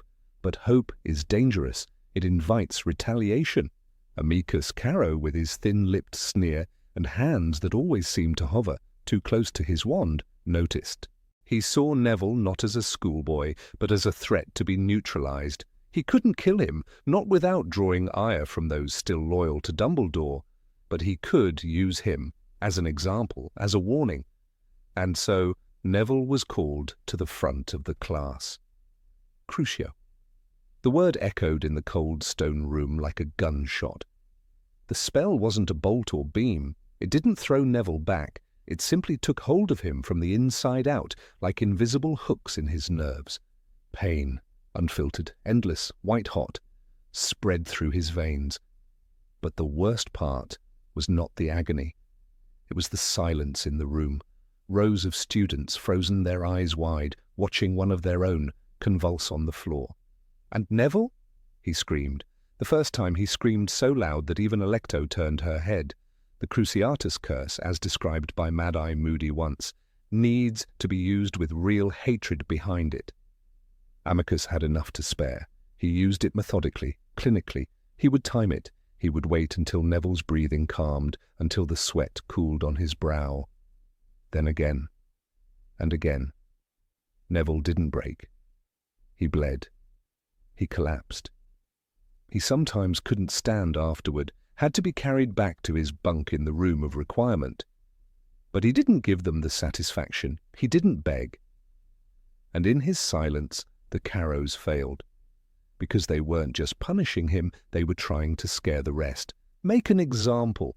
And yet each time the students watched Neville rise again. Each time he returned to the halls, to the walls of the room, to the whispered chants of Dumbledore's army.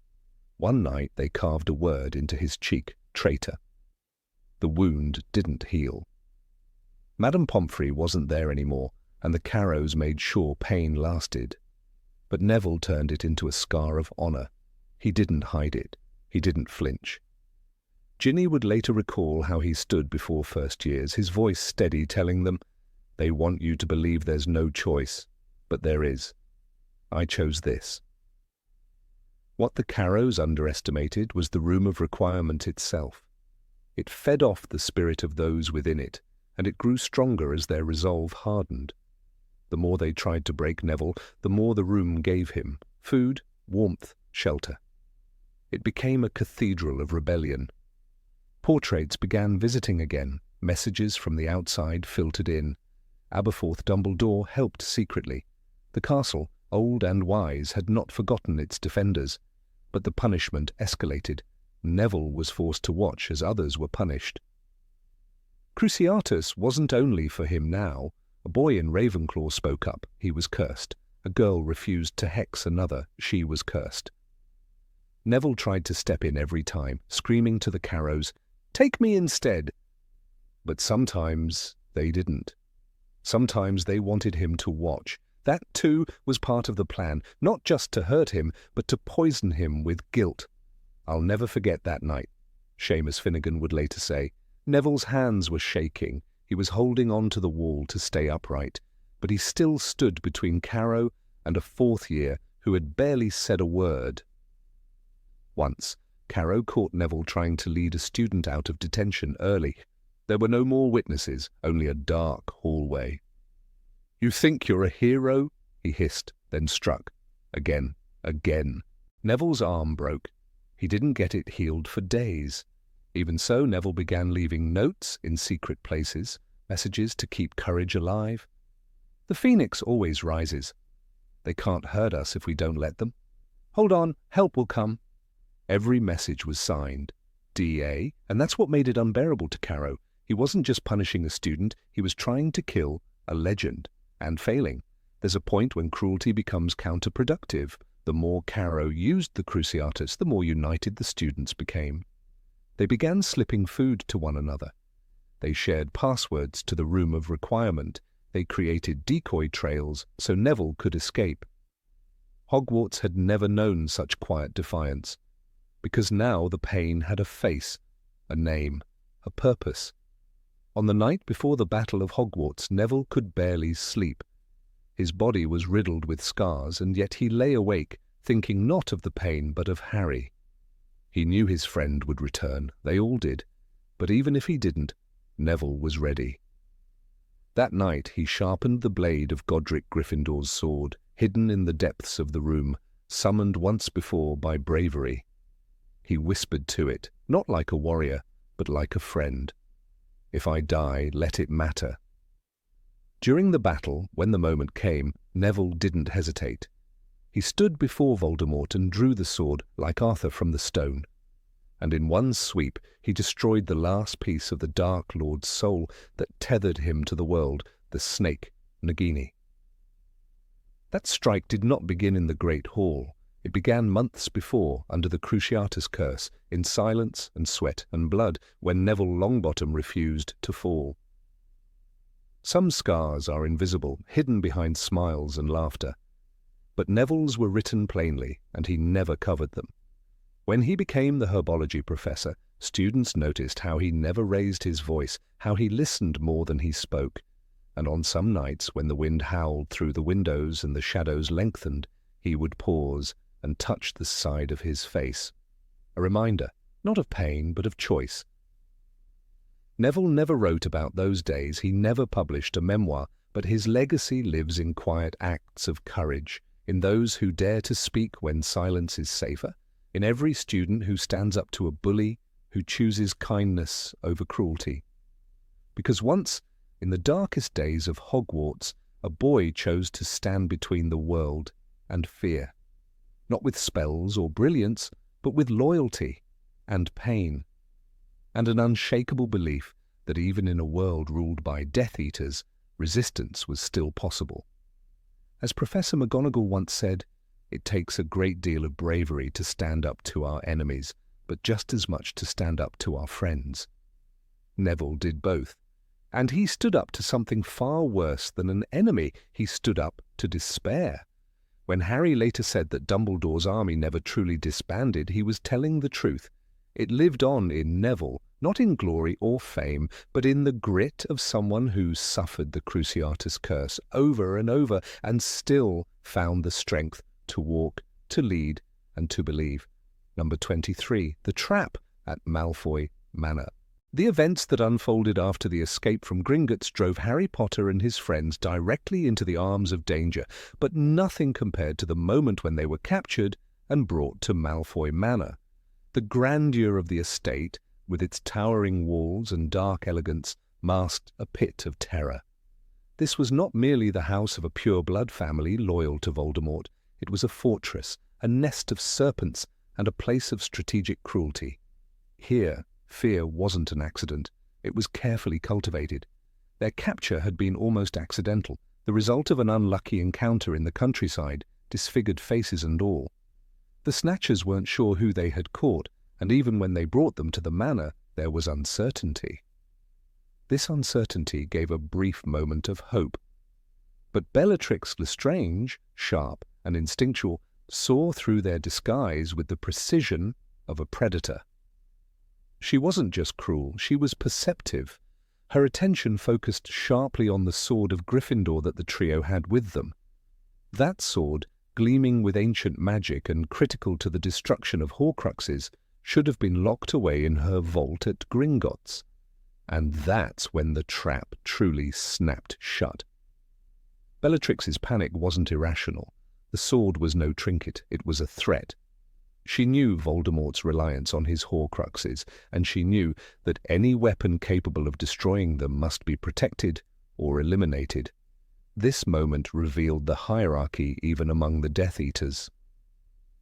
She feared Voldemort. That fear turned her volatile. She ordered Hermione dragged away, the girl who was most likely to know the truth, and left the others imprisoned in the cold, dank cellar. This wasn't punishment, it was extraction. Down in that cellar, Harry and Ron listened to Hermione's screams as Bellatrix tortured her upstairs. Hermione was screaming again. The high-pitched sound pierced the still air of the cellar. This wasn't merely physical abuse, it was psychological warfare. Bellatrix needed answers, and she believed pain would deliver them. But it was more than that. Bellatrix took pleasure in the domination, the helplessness of the intelligent girl who had defied her kind. It was a display of control in a world Bellatrix believed was slipping through her fingers. Ron's reaction was frantic, desperate. He hurled himself at the walls, clawing, screaming, powerless. This was the cruelty of the trap, the calculated separation, the inability to protect one another. Bellatrix had transformed Malfoy Manor into a place where hope suffocated. Even Harry, who had seen death and darkness, felt the creeping dread of powerlessness.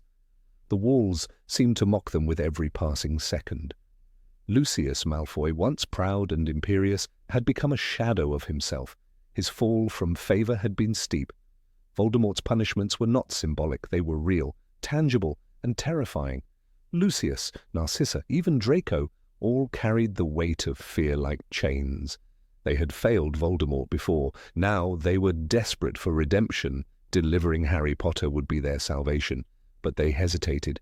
There was a moment, a thin crack in the foundation of loyalty, when Draco refused to confirm Harry's identity.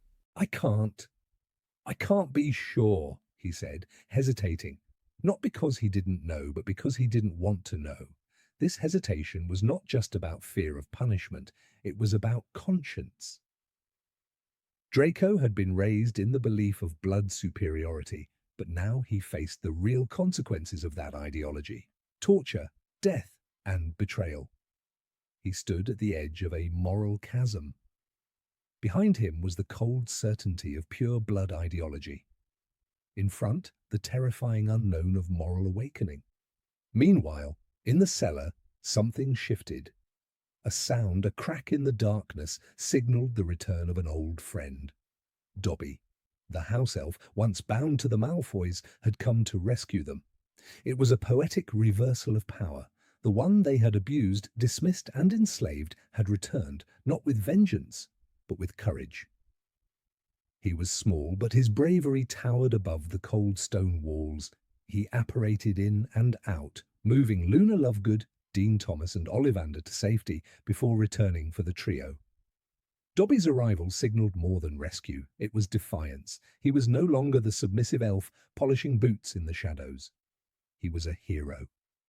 And in that moment, when he reappeared in the drawing room, wand in hand, toppling the chandelier to save Harry and the others, he demonstrated what true loyalty and sacrifice meant. Dobby has come to rescue Harry Potter and his friends. His words rang not just with intent, but with identity. He was no longer a servant, he was a liberator. The chandelier crashed down, causing chaos. Bellatrix screamed. Narcissa moved to protect Draco. Harry disarmed Bellatrix, caught her wand. The reversal was happening. For once, the upper hand belonged to the hunted. But this was not a story of clean escape. As they disapparated, a silver blade flew through the air. It struck true. Dobby fell. On the shore, under the open sky, the elf who had once cowered in cupboards now lay dying in Harry's arms. Here lies Dobby, a free elf. The words Harry carved into the stone marked more than a death.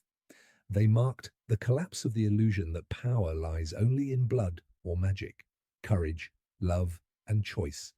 These were the true powers that Voldemort never understood.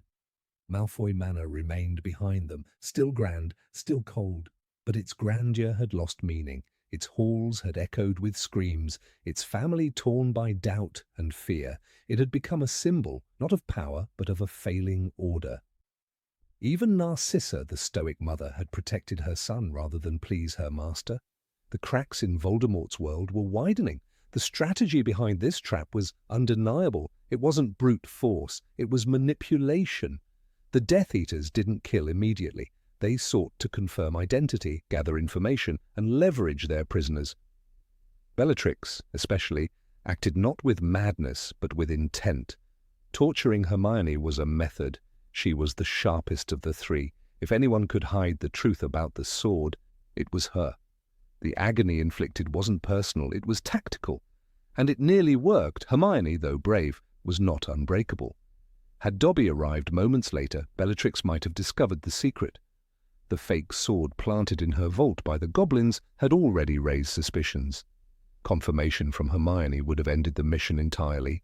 Voldemort would have known the Horcruxes were vulnerable. This moment demonstrated the Death Eaters' sophistication. They weren't just thugs, they were planners. They understood psychology. They separated prisoners to isolate them emotionally. They attacked the weakest point, the heart.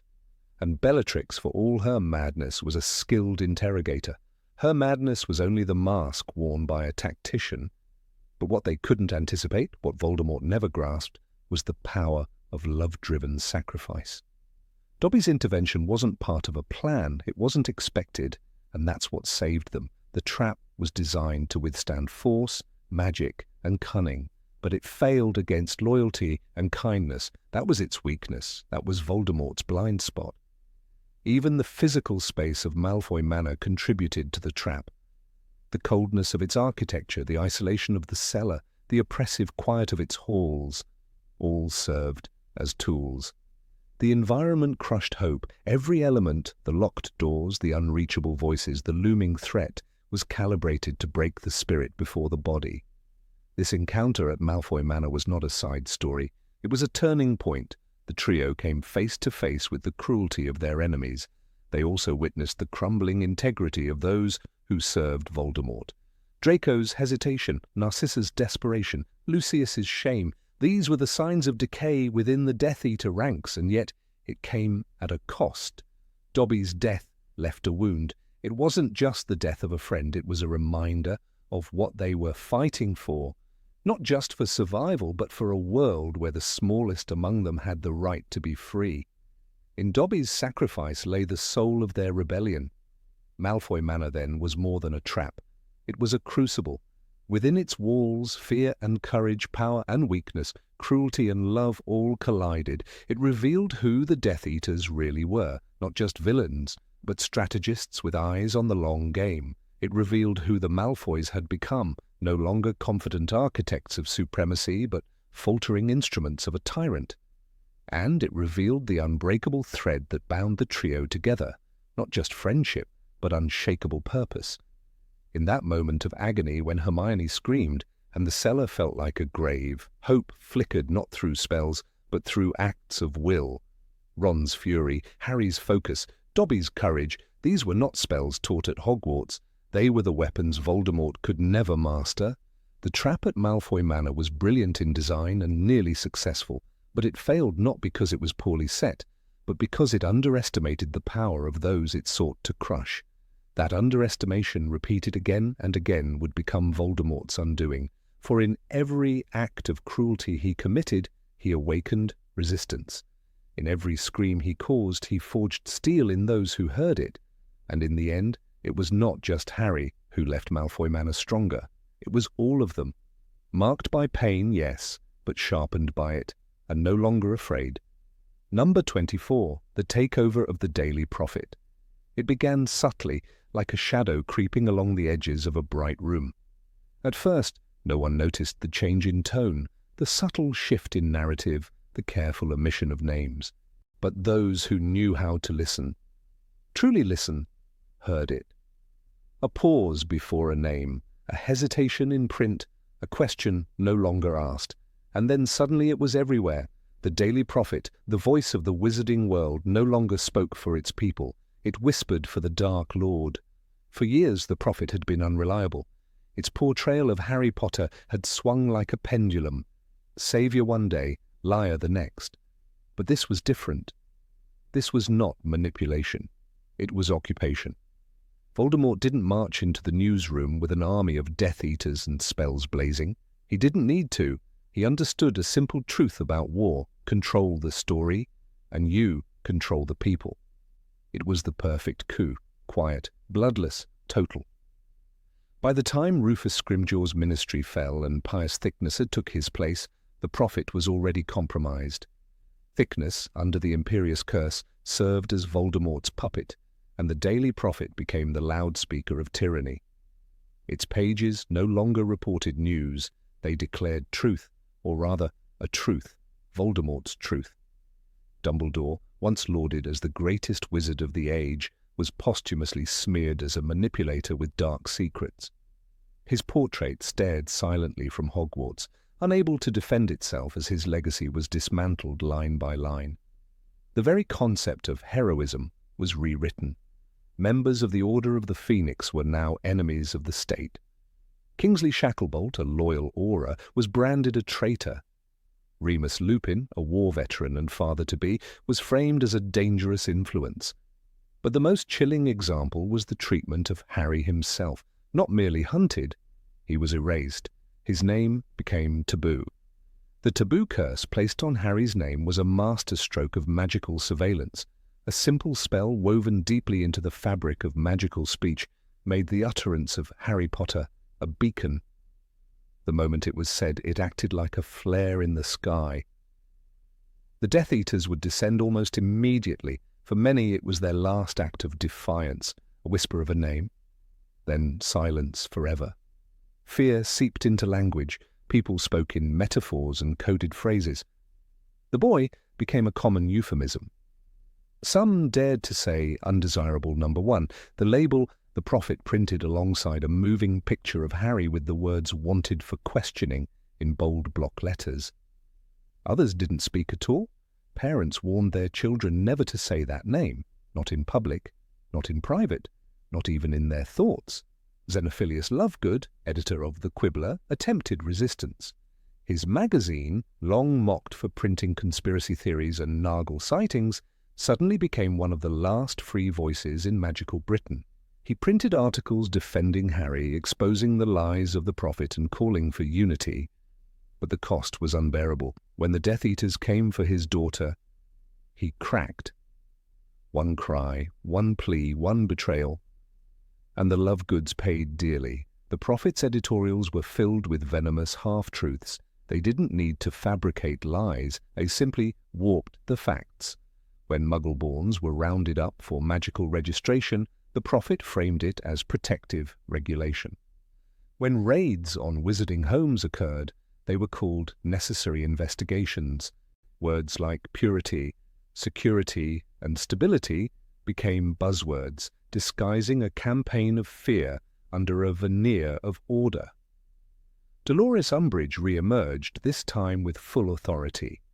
As head of the Muggleborn Registration Commission, she wrote op-eds in The Prophet championing the need to identify those stealing magic. Her trademark pink quills filled the pages with saccharine cruelty, accusing innocent witches and wizards of corruption, disloyalty, or simply lack of heritage. She was a face people remembered and feared. Her bureaucratic mask made the regime look polished and professional. Behind the scenes, reporters were either silenced or converted. Those who objected disappeared.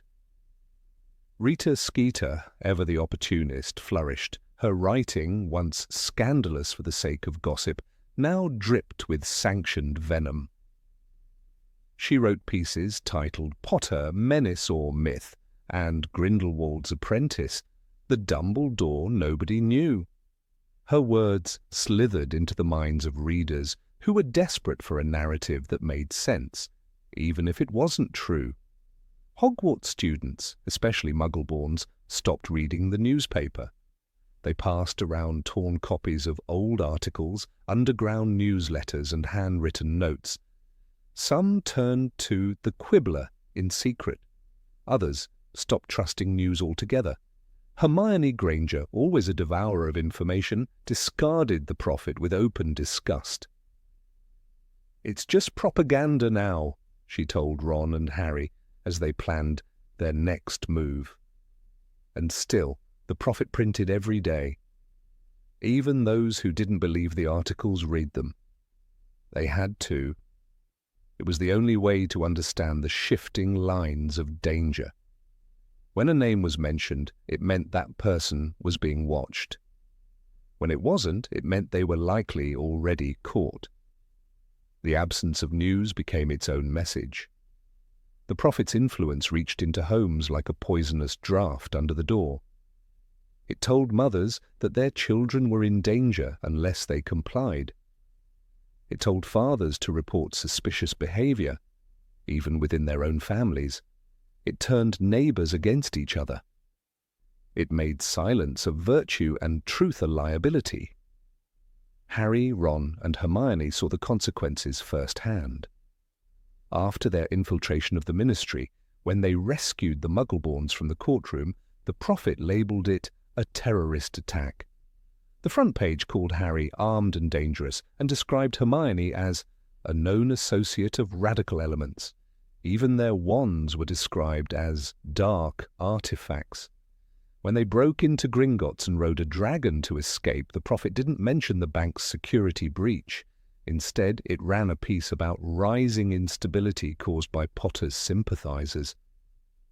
The truth that Voldemort's Horcrux had been hidden there was buried beneath layers of lies. The people never heard about the dark secrets that fueled his immortality. They only heard about the anarchy left in Harry's wake. The psychological warfare worked. Some witches and wizards began to resent Harry. "Why is he still fighting?" they whispered. "Why not just surrender?" Voldemort didn't just want to defeat Harry. He wanted to make the people want him defeated. The prophet made that possible. The boy who once inspired hope now carried danger with him like a curse. Yet cracks appeared. There were moments, quiet, fleeting, when truth shone through, a slip of the tongue, a rogue article, a photo passed in secret. The prophet couldn't erase Harry from memory, not completely. Children still played at being Dumbledore's army. Families still kept old photos. Names whispered in fear still carried weight. Resistance never truly died. It just changed shape. When the Battle of Hogwarts began, the prophet was silent. No headline, no report. The printing presses, long bound by fear, were silent for the first time. The story had outgrown the page. And when Harry emerged alive from the Forbidden Forest, when Voldemort fell, when the sun rose over a shattered castle, the prophet had to reckon with a truth it could no longer deny. In the days that followed, people searched for answers. They wanted to know what had happened, who had survived, what was real. The prophet tried to return to journalism. It printed tributes to fallen heroes. It printed Harry's name again, not as a threat, but as a victor. But the trust was broken. Many readers turned away for good. They had learned that ink could be just as dangerous as any curse. Information had been weaponized. The Daily Prophet, once the chronicler of magical history, had become its accomplice in oppression. Its role in the war was not written in spells or duels, but in stories, twisted, tainted, and carefully fed to a frightened population. That was the true power of the seizure. Voldemort didn't just conquer a newspaper, he conquered memory, perception, and truth. For a time, he made the world forget who the enemy really was. That is a lesson no spell can erase.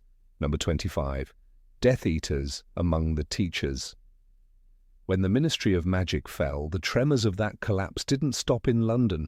They reached deep into the soil of Hogwarts itself.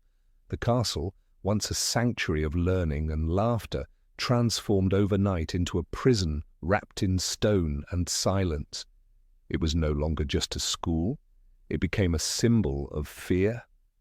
Voldemort, in his cunning, didn't destroy it. That would have been too loud, too final. Instead, he corrupted it. He infected its core by placing two of his most fanatical followers, Alecto and Amicus Caro, into positions of authority. Not content to rule through threats alone, he made Hogwarts a crucible where darkness was taught as discipline and cruelty became curriculum. The Caros were not teachers in any meaningful sense of the word, they were wardens. Their lessons were not designed to inspire but to punish. Amicus, assigned to teach defense against the dark arts, turned the subject into a grotesque parody of itself. The protective spells once taught by Lupin or Moody were replaced with dark curses. Students were forced to practice Cruciatus on their peers, their success measured not by magical technique, but by the screams they could extract. The line between classroom and torture chamber was deliberately blurred, and it became all too easy to forget that education had once happened there. Alecto, on the other hand, assumed control over Muggle studies. What had once been an exploration of Muggle culture and history was perverted into propaganda. She didn't teach, she indoctrinated. Her version of history claimed that Muggles were dirty, inferior, and dangerous. Muggles are like animals, stupid and violent, she was known to hiss during her lectures. Attendance was mandatory. Disagreement, even through silence, was punished. What had once been a class about understanding became a mouthpiece for hate, crafted to instill disgust and superiority in young witches and wizards. The presence of the Caros was more than just terrifying, it was poisonous. It wasn't merely that students were scared, they were being transformed. Voldemort didn't want to kill Hogwarts, he wanted to remake it. He understood that a dead school breeds martyrs, but a corrupted school breeds monsters. If he could raise a generation of children who had no sympathy for the weak, who saw torture as discipline and cruelty as order, then he would no longer need to fight. He would rule through them. Through their hands, his ideology would bleed into the future. Neville Longbottom, who had once been shy and unsure, became a symbol of resistance during this dark period. With Harry gone, expelled and hunted, it was Neville who stayed behind, not because he had to, but because someone needed to light a candle in the growing dark. He bore the brunt of the Caros' wrath many times. "They used the Cruciatus curse on me. It doesn't hurt as much if you don't let it break you," he once said, in defiance. His face bore scars, but his spirit never bowed. He gave hope to those too afraid to speak. In the shadows of tyranny, he stood tall. The room of requirement became more than a secret space during this time. It transformed into a sanctuary for the resistance, a refuge for those who refused to accept the Caros' new order. Food was smuggled in, beds were conjured, maps of patrols and lesson plans were drawn by torchlight. There, Seamus Finnegan nursed his bruises, Lavender Brown patched wounds, Michael Corner, Ginny Weasley, and Luna Lovegood whispered plans in hushed tones. In the secret heart of the castle, the spirit of Dumbledore's army never died. But not every student chose resistance. Some embraced the new order. They reported classmates. They enforced punishments. Under the Caros' influence, Hogwarts became a place where betrayal was rewarded and silence was suspect. "They're watching," whispered Ernie Macmillan one night. "Not just the Caros, us. We're watching each other." Trust became fragile, cracked like old glass. And yet, even in that suffocating climate, seeds of courage took root. The shift wasn't limited to the students. The faculty, too, was caught in the jaws of this silent war. Professor McGonagall remained, forced to walk a tightrope between protection and obedience. She didn't openly defy the Caros, not at first. To do so would have been suicide. But her eyes, always sharp, missed nothing. A flicker of sympathy, a protective charm quietly cast, a detention mysteriously shortened. In small ways she fought. So did Flitwick, Slughorn, and Sprout. They stayed not out of loyalty to the ministry, but to shield what they could of the children they once taught. Snape, newly appointed headmaster, was perhaps the most enigmatic figure of all. His role was double-edged. To most students he appeared a tyrant, cold and complicit. But his silence masked a deeper game. Dumbledore had placed his trust in him, and though that trust seemed insane to many, it would be vindicated in time. For now, Snape allowed the Carrows to run free. He punished students with precision. He moved through the halls like a ghost, but behind closed doors he shielded the room of requirement from detection. He refused to allow unforgivable curses on younger students. Even in darkness he held a line. But lines meant little to the Carrows. Their power was intoxicating, and they wielded it with joy. They didn't simply punish, they humiliated. One fourth-year student, Sally Ann Perks, was caught stealing bread for a friend. Amicus made her clean the great hall floors with her tongue, while the Slytherins watched. Alecto forced another student to write, "I am a mudblood and deserve pain," with a blood quill. The intention wasn't discipline. It was degradation. Voldemort's victory was not in spells, but in the erosion of dignity. From the outside, parents sent owls in panic, receiving vague replies from a distant administration. Some tried to pull their children out. Most failed. Apparition was blocked. Portkeys were monitored. Hogwarts, once a haven, had become a fortress. Inside, the students who once dreamed of OWLs and Quidditch cups now whispered about escape plans and survival. Detentions turned into torture, duels turned into executions. The line between student and soldier faded. Alecto was especially obsessed with erasing any affection for Muggles. She would call students to the front of class and ask them what they thought of Muggles. If they gave the wrong answer, she hexed them. Some began to lie, others, broken by the constant pressure, began to believe. And that was the true horror. Not the spells or the scars, but the quiet conversion of innocence into ideology. Alecto didn't need to be persuasive. She only needed students to stop resisting. Amicus was worse. He relished breaking the strong ones. His favorite target was Neville. He saw Neville's resilience not as something to admire, but something to extinguish. "He keeps getting up," Amicus once snarled. "That just means I ain't done yet." He cursed Neville's hands, forced him to watch others suffer. He even threatened his grandmother, but it never worked. Neville bled, but he never bent. He became something Voldemort had never anticipated. A legend born not of prophecy but of choice. The Forbidden Forest, once feared for its centaurs and shadows, became a place of strange refuge. Students fled into it when punishment became unbearable. The centaurs, though aloof, occasionally helped. They recognized that something foul had infected the school. Firenze, exiled long ago, watched from afar. Even the spiders seemed to avoid the castle, as if the very bricks of Hogwarts reeked of something unholy. It was in this landscape that the next generation of resistance was born, not with fanfare or flags, but with whispers, with bruised hands and hidden books, with passwords exchanged under breath. "Dumbledore's army, still recruiting," Ginny would say with a smile that masked grief. They made no speeches, they cast no great spells, but they kept the light alive. In secret corners, they remembered what it meant to be good. Voldemort had planned well. He had given the Carrows free rein to turn Hogwarts into a crucible of pain. But in doing so, he overlooked one truth. Cruelty breeds rebellion. The more he tried to stamp out hope, the more it spread. The castle remembered. The portraits whispered secrets. The ghosts wept in silence. The very stones groaned under the weight of evil, but they did not break. Not entirely. Not yet. During the final year, Hogwarts became two schools, one above, ruled by fear, stained with blood, and one below, hidden, resilient, burning with defiance. The room of requirement was its heart, and Neville its pulse. The Carrows searched for it daily, but they never found it.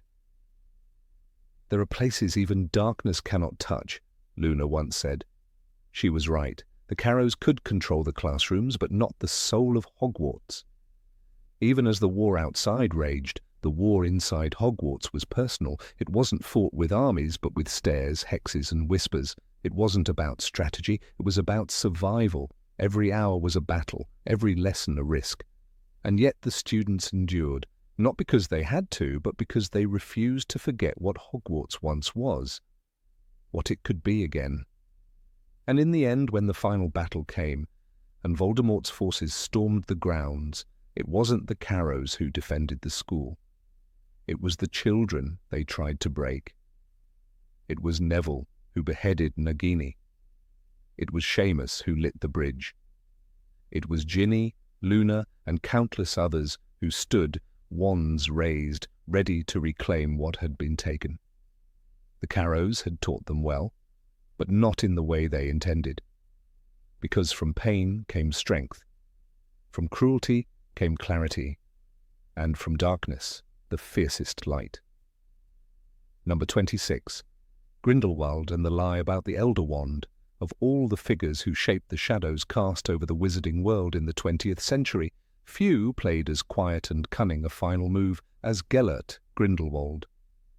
Once the most feared dark wizard before Voldemort's rise, Grindelwald had long since been defeated and locked away in the dark fortress of Nurmengard. Yet even in his imprisonment, he remained a master of deception.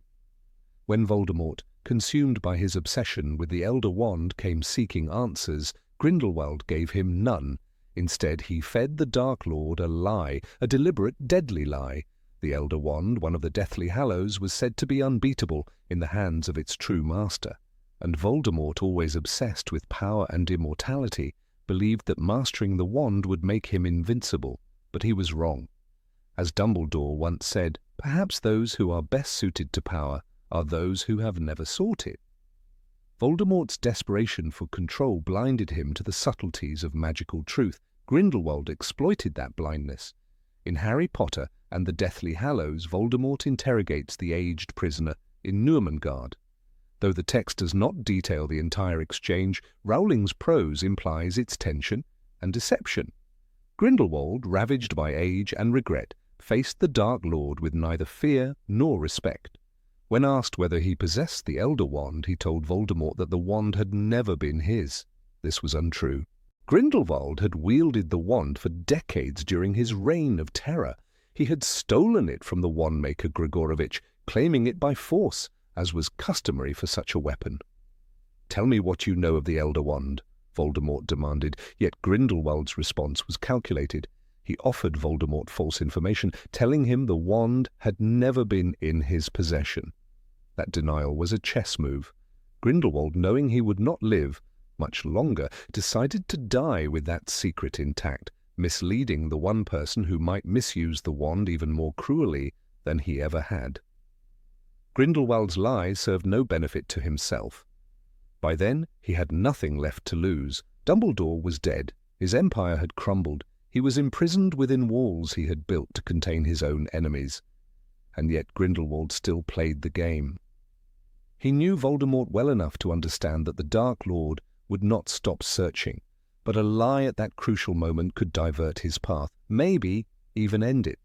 By telling Voldemort that the Elder Wand was not his, Grindelwald sent him toward Dumbledore's tomb. This deception, subtle and silent, changed the course of magical history. It is easy to underestimate its significance. Yet Grindelwald, who had once stood beside Dumbledore as a young idealist dreaming of a new world order, had grown into something even more dangerous, a liar with a cause. For Grindelwald, truth was a weapon, and in that final lie he used it to wound Voldemort in the only way that mattered, through his arrogance. Voldemort believed himself to be a master of secrets. He thought that power came from knowing what others did not. And yet here was Grindelwald offering a lie so believable, so mundane, that it slipped through the cracks of Voldemort's overconfidence. The lie carried no drama, no flair, just a simple denial. That simplicity was what made it effective. Voldemort had no reason to suspect deception. Grindelwald, after all, was an old man with nothing left to gain. Why would he lie? But Grindelwald lied not for gain, but for strategy. This was not the same man who sought the Deathly Hallows for domination. This was a man who had seen the cost of his ambition and sought in some quiet corner of his conscience to prevent another dark tyrant from wielding the same terrible wand. His final act of defiance was not a rebellion of wand or war, but of words. The irony, of course, is that Voldemort did not realize how thoroughly he had been manipulated. He broke into Dumbledore's tomb and stole the Elder Wand from the hands of the one man who had ever truly outmatched him. But the wand resisted Voldemort. It fought against his will. He had not earned its loyalty. He believed that physical possession meant control. But as Ollivander had warned, the wand chooses the wizard, and this wand had not chosen him. The true loyalty of the Elder Wand had passed not from Grindelwald to Dumbledore through theft, but from Dumbledore to Draco Malfoy, then from Draco to Harry Potter through disarming. Voldemort, blind to such subtle transitions, never grasped that true mastery came through respect, not force. Grindelwald, for all his darkness, understood that. He understood Voldemort's flaw and used it against him. Rowling writes, he, Grindelwald, was laughing, and there was madness in his face. It was the laugh of a man who had outwitted death, not his own, but another's. That moment of laughter, bitter and sharp, marked the culmination of a plan so quiet, so patient, that it had no name. It existed only in a single, deliberate untruth. The contrast between Grindelwald and Voldemort is crucial here. Grindelwald was a visionary, dangerous, not because he was cruel, but because he was brilliant. He believed in the greater good, however twisted that belief became. Voldemort, by contrast, believed only in himself. He lacked the ability to see beyond his own desires. Grindelwald's lie exposed that limitation. It was a test Voldemort never knew he failed. There is poetic justice in Grindelwald's manipulation. The very man who had tried to subjugate the world was now using a lie to save it. In that moment, Grindelwald aligned himself not with evil, but with purpose. He did not seek redemption, nor did he apologize. But he acted with intention, and that intention changed everything. If Voldemort had known the wand's true allegiance, he might have acted differently. Perhaps he would have hunted Draco Malfoy or tried to kill Harry Potter earlier. Instead, he trusted a lie. Grindelwald's refusal to hand over the truth was more than defiance. It was resistance. Resistance against Voldemort's worldview, where truth was a weapon to crush and control. Grindelwald used truth differently. He denied it, warped it, and turned it into a decoy. He left Voldemort wandering down the wrong corridor of destiny, confident and doomed. The scene in Nurmengard is not as grand or cinematic as the final battle at Hogwarts, but it is no less important. It was the spark that ignited Voldemort's final error. The moment that sealed the fate of the Elder Wand, a battle of minds, not magic. Grindelwald played it well. He did not scream, he did not beg, he lied, and in doing so he struck a blow no wand could match. This moment reshapes how we understand Grindelwald's legacy. He was not simply a tyrant brought low, he was a player until the very end. Even Dumbledore, in his own way, admitted that Grindelwald had once been the most brilliant wizard he had ever known. That brilliance never faded, it only changed shape. The power of Grindelwald's lie lies in its stillness, in its quiet, undetected movement through the heart of the enemy. Voldemort's failure was not born of a curse or duel, but of misplaced trust. He thought himself too powerful to be deceived. That is why the lie worked. Even Harry, upon learning the truth, recognized the elegance of Grindelwald's choice. He saw how it led Voldemort to the wrong conclusion, how it bought time, how it steered events toward a fate that Voldemort could not predict. In the end, the Elder Wand did not kill Harry. It refused to, because Voldemort had never truly mastered it. Grindelwald's role in that final arc is often overshadowed by his earlier crimes, but history is not just the sum of great battles. It is shaped by small decisions, quiet betrayals, and simple words spoken at the right time. Grindelwald knew the weight of such moments. That is why his final lie stands among his most powerful spells, unseen but irreversible. In a world where so many wielded power with noise and violence, Grindelwald reminded us that silence could be deadly. He died without fanfare, without redemption, but with a secret kept. And that secret helped undo the most dangerous dark wizard the world had ever known. It is strange to say that a lie can be heroic, but in this case it was. Grindelwald's deception was not a mistake. It was a message. One last move from a fallen king, played on a board only he could still see. A lie, yes, but a lie that saved lives, shifted destinies, and proved that sometimes darkness can outwit darkness. Number 27, the death of Hedwig, a strike at the symbol. Of all the losses Harry Potter endured throughout his journey, few were as quietly devastating as the death of Hedwig. It happened swiftly, almost unceremoniously, in the opening pages of Harry Potter and the Deathly Hallows. A flash of green light, a falling cage, the still body of a snowy owl crumpled in the bottom of the sidecar. For many it may have seemed like a minor event compared to the brutal deaths of characters like Sirius Black or Dobby, but the death of Hedwig was not a random casualty, it was a calculated blow, a symbolic assassination of Harry's innocence, freedom, and childhood. Hedwig had always been more than a pet. From the very first time Hagrid presented the snowy owl to Harry in Diagon Alley, she embodied a sense of wonder and connection. She was the first magical creature he ever owned, and through her he gained access to the wizarding world's communication, something he desperately needed as a child cut off from everything. She was his lifeline, not just between him and his friends, but between who he was and who he hoped to become. Her white feathers gleamed like freshly fallen snow, always pristine, always proud, and always watching. Her death, then, was not just a loss, it was a message. When the Order of the Phoenix executed Operation 7 Potters to relocate Harry from Privet Drive to safety, they knew the danger. 6 decoys, 7 groups, a swarm of Death Eaters sent by Voldemort to intercept them. In the chaos of flight, with curses flying in every direction, it was Hedwig who was hit. J.K. Rowling writes with clinical precision, "A jet of green light, a flash, and the owl fell. It's over in a heartbeat. There is no time to process, no moment to grieve. Yet for the reader that moment stands out, not for its action, but for what it represents. Voldemort's war is not just one of blood and bodies. It is a war of symbols. He doesn't merely want to defeat Harry. He wants to dismantle everything Harry stands for. The loss of Hedwig is a surgical strike against Harry's emotional foundation. Voldemort knows that Harry draws strength not from spells but from the people and creatures he loves.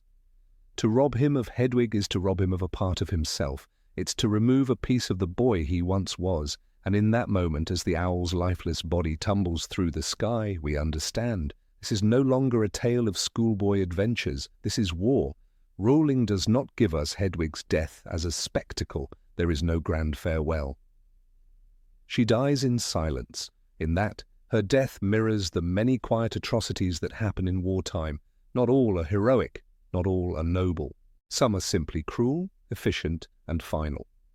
Hedwig was never supposed to be on the battlefield. She was a creature of peace, of quiet companionship, of nocturnal wings and silent messages. Her end is jarring precisely because it seems so out of place, and yet so deliberately executed. It is worth noting that some fans speculated about the significance of Hedwig's death long before Rowling confirmed its deeper meaning. In interviews, she admitted that killing Hedwig was a way to signal the end of Harry's innocence. The loss of Hedwig represented a loss of innocence and security, she said. And indeed, what better way to show that Harry's world has changed forever than by destroying the symbol that first connected him to magic, to hope, and to freedom. The symbolism of Hedwig runs deep. Owls in mythology and literature often represent wisdom, transition, and messengers from other worlds. But Hedwig was also a representation of loyalty and emotional purity. Unlike humans, she was never swayed by politics, never corrupted by fear or doubt. She simply loved Harry. She brought him letters in the dead of night, delivered parcels in the snow, and hooted disapprovingly when he did something foolish. She was a silent witness to his growth, a constant presence in a life filled with uncertainty. Losing her meant losing more than a friend. It meant losing a link to the time when magic was still magical, when Hogwarts was still home, when letters from Ron and Hermione arrived like Christmas morning. After her death, Harry does not dwell on her, but the silence is deafening. In war, we do not always grieve immediately. Sometimes the weight of loss comes later. Sometimes it never leaves at all. In that same night, George Weasley loses an ear. Mad-Eye Moody is killed. Hagrid nearly dies. The operation is a disaster cloaked in desperation. But it is Hedwig's death that carries the emotional gravity. Because in the tapestry of Harry's life, she was stitched into the earliest and purest corners. To lose her is to unravel part of the boy who lived in a cupboard under the stairs. There is an eerie parallel between Hedwig's death and the falling of the protective enchantments around Harry. Just as her body is struck down, the magical protections on Privet Drive are lifting. The world is becoming sharper, colder, more merciless. The timing is no coincidence. As Hedwig falls, so too does the illusion that anything will remain untouched in the coming storm. Voldemort has made his first move, and it's not strategic, it's personal. What makes the blow so devastating is that Hedwig was utterly defenseless. She was not a soldier, she had no wand. Her death was not fair combat, it was an execution. This act, subtle as it is in the scope of the battle, reveals the cruelty of Voldemort's design. He does not need to kill to win. He needs to erase what makes his enemies human. Love, loyalty, innocence. All must be ground beneath his heel. In many ways, Hedwig represents what Voldemort cannot understand. To him, love is weakness, connection is a vulnerability. Hedwig's loyalty is therefore dangerous because it defies logic. She gains nothing from her affection. She simply is loyal. That kind of unreasoning devotion is alien to someone like Voldemort, and so he destroys it, not just out of strategy, but out of spite. The impact of Hedwig's death reverberates in subtle ways. Harry becomes harder, more focused. There is a moment in the forest when he reflects on what he has lost, and though he doesn't name her, the absence of Hedwig lingers. She will not return in ghostly form. There is no magical resurrection. Hers is a death that is final, and in that finality lies its power.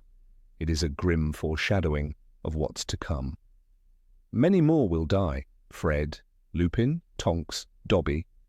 But Hedwig's death opens the floodgates. It is the first unmistakable signal that no one, not even a creature so good and noble, will be spared.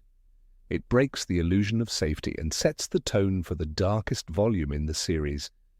And yet in a way Hedwig's death grants Harry a kind of clarity. He no longer has the luxury of naivety. The war has taken something precious from him, and he can no longer afford to hesitate. Just as Sirius's death fueled his anger, Hedwig's loss fuels his resolve. He becomes, in that moment, a warrior, one no longer protected by the symbols of his childhood, but driven by their memory. There's a moment later in the book when Harry is digging Dobby's grave. The act of burying a creature he loved with his own hands echoes the silent grief of losing Hedwig. It's a reminder that in a world where death is so common, true humanity lies in remembrance. The wand can fight, the mind can plan, but it is the heart, broken and mending, that gives purpose. The image of Hedwig remains in the minds of readers, not because of her magical powers, but because of her quiet dignity. She asked for nothing, she gave everything. Her flight was the thread that carried the first letters of friendship, the first joys of being wanted. And in losing her, Harry was reminded that everything beautiful has its price in dark times. Voldemort did not have to kill Hedwig. That is precisely why he, or one of his Death Eaters, did. It was a choice, and in that choice lay a message. You are no longer a boy. This is no longer your story. This is mine now. And for a brief moment, the Dark Lord had the upper hand. He struck a blow not to the body but to the soul. But Harry, though broken, never bent. He did not speak much of Hedwig afterward, but he carried her memory in every act of defiance, in every spell cast to protect another, in every moment he chose love over hate. Because even in death, Hedwig served as a reminder, not of what he lost, but of what he must protect. And perhaps that is her true legacy, not just feathers and flight, but the invisible strength she gave to Harry's spirit, the strength to fight, not out of vengeance, but out of love, the strength to finish the war, not as a weapon, but as a man. In the end, Hedwig was never just an owl. She was a symbol, a bridge between worlds, and Voldemort, in his lust to destroy, only proved how powerful symbols can be. Because while Hedwig fell, her memory flew higher than ever.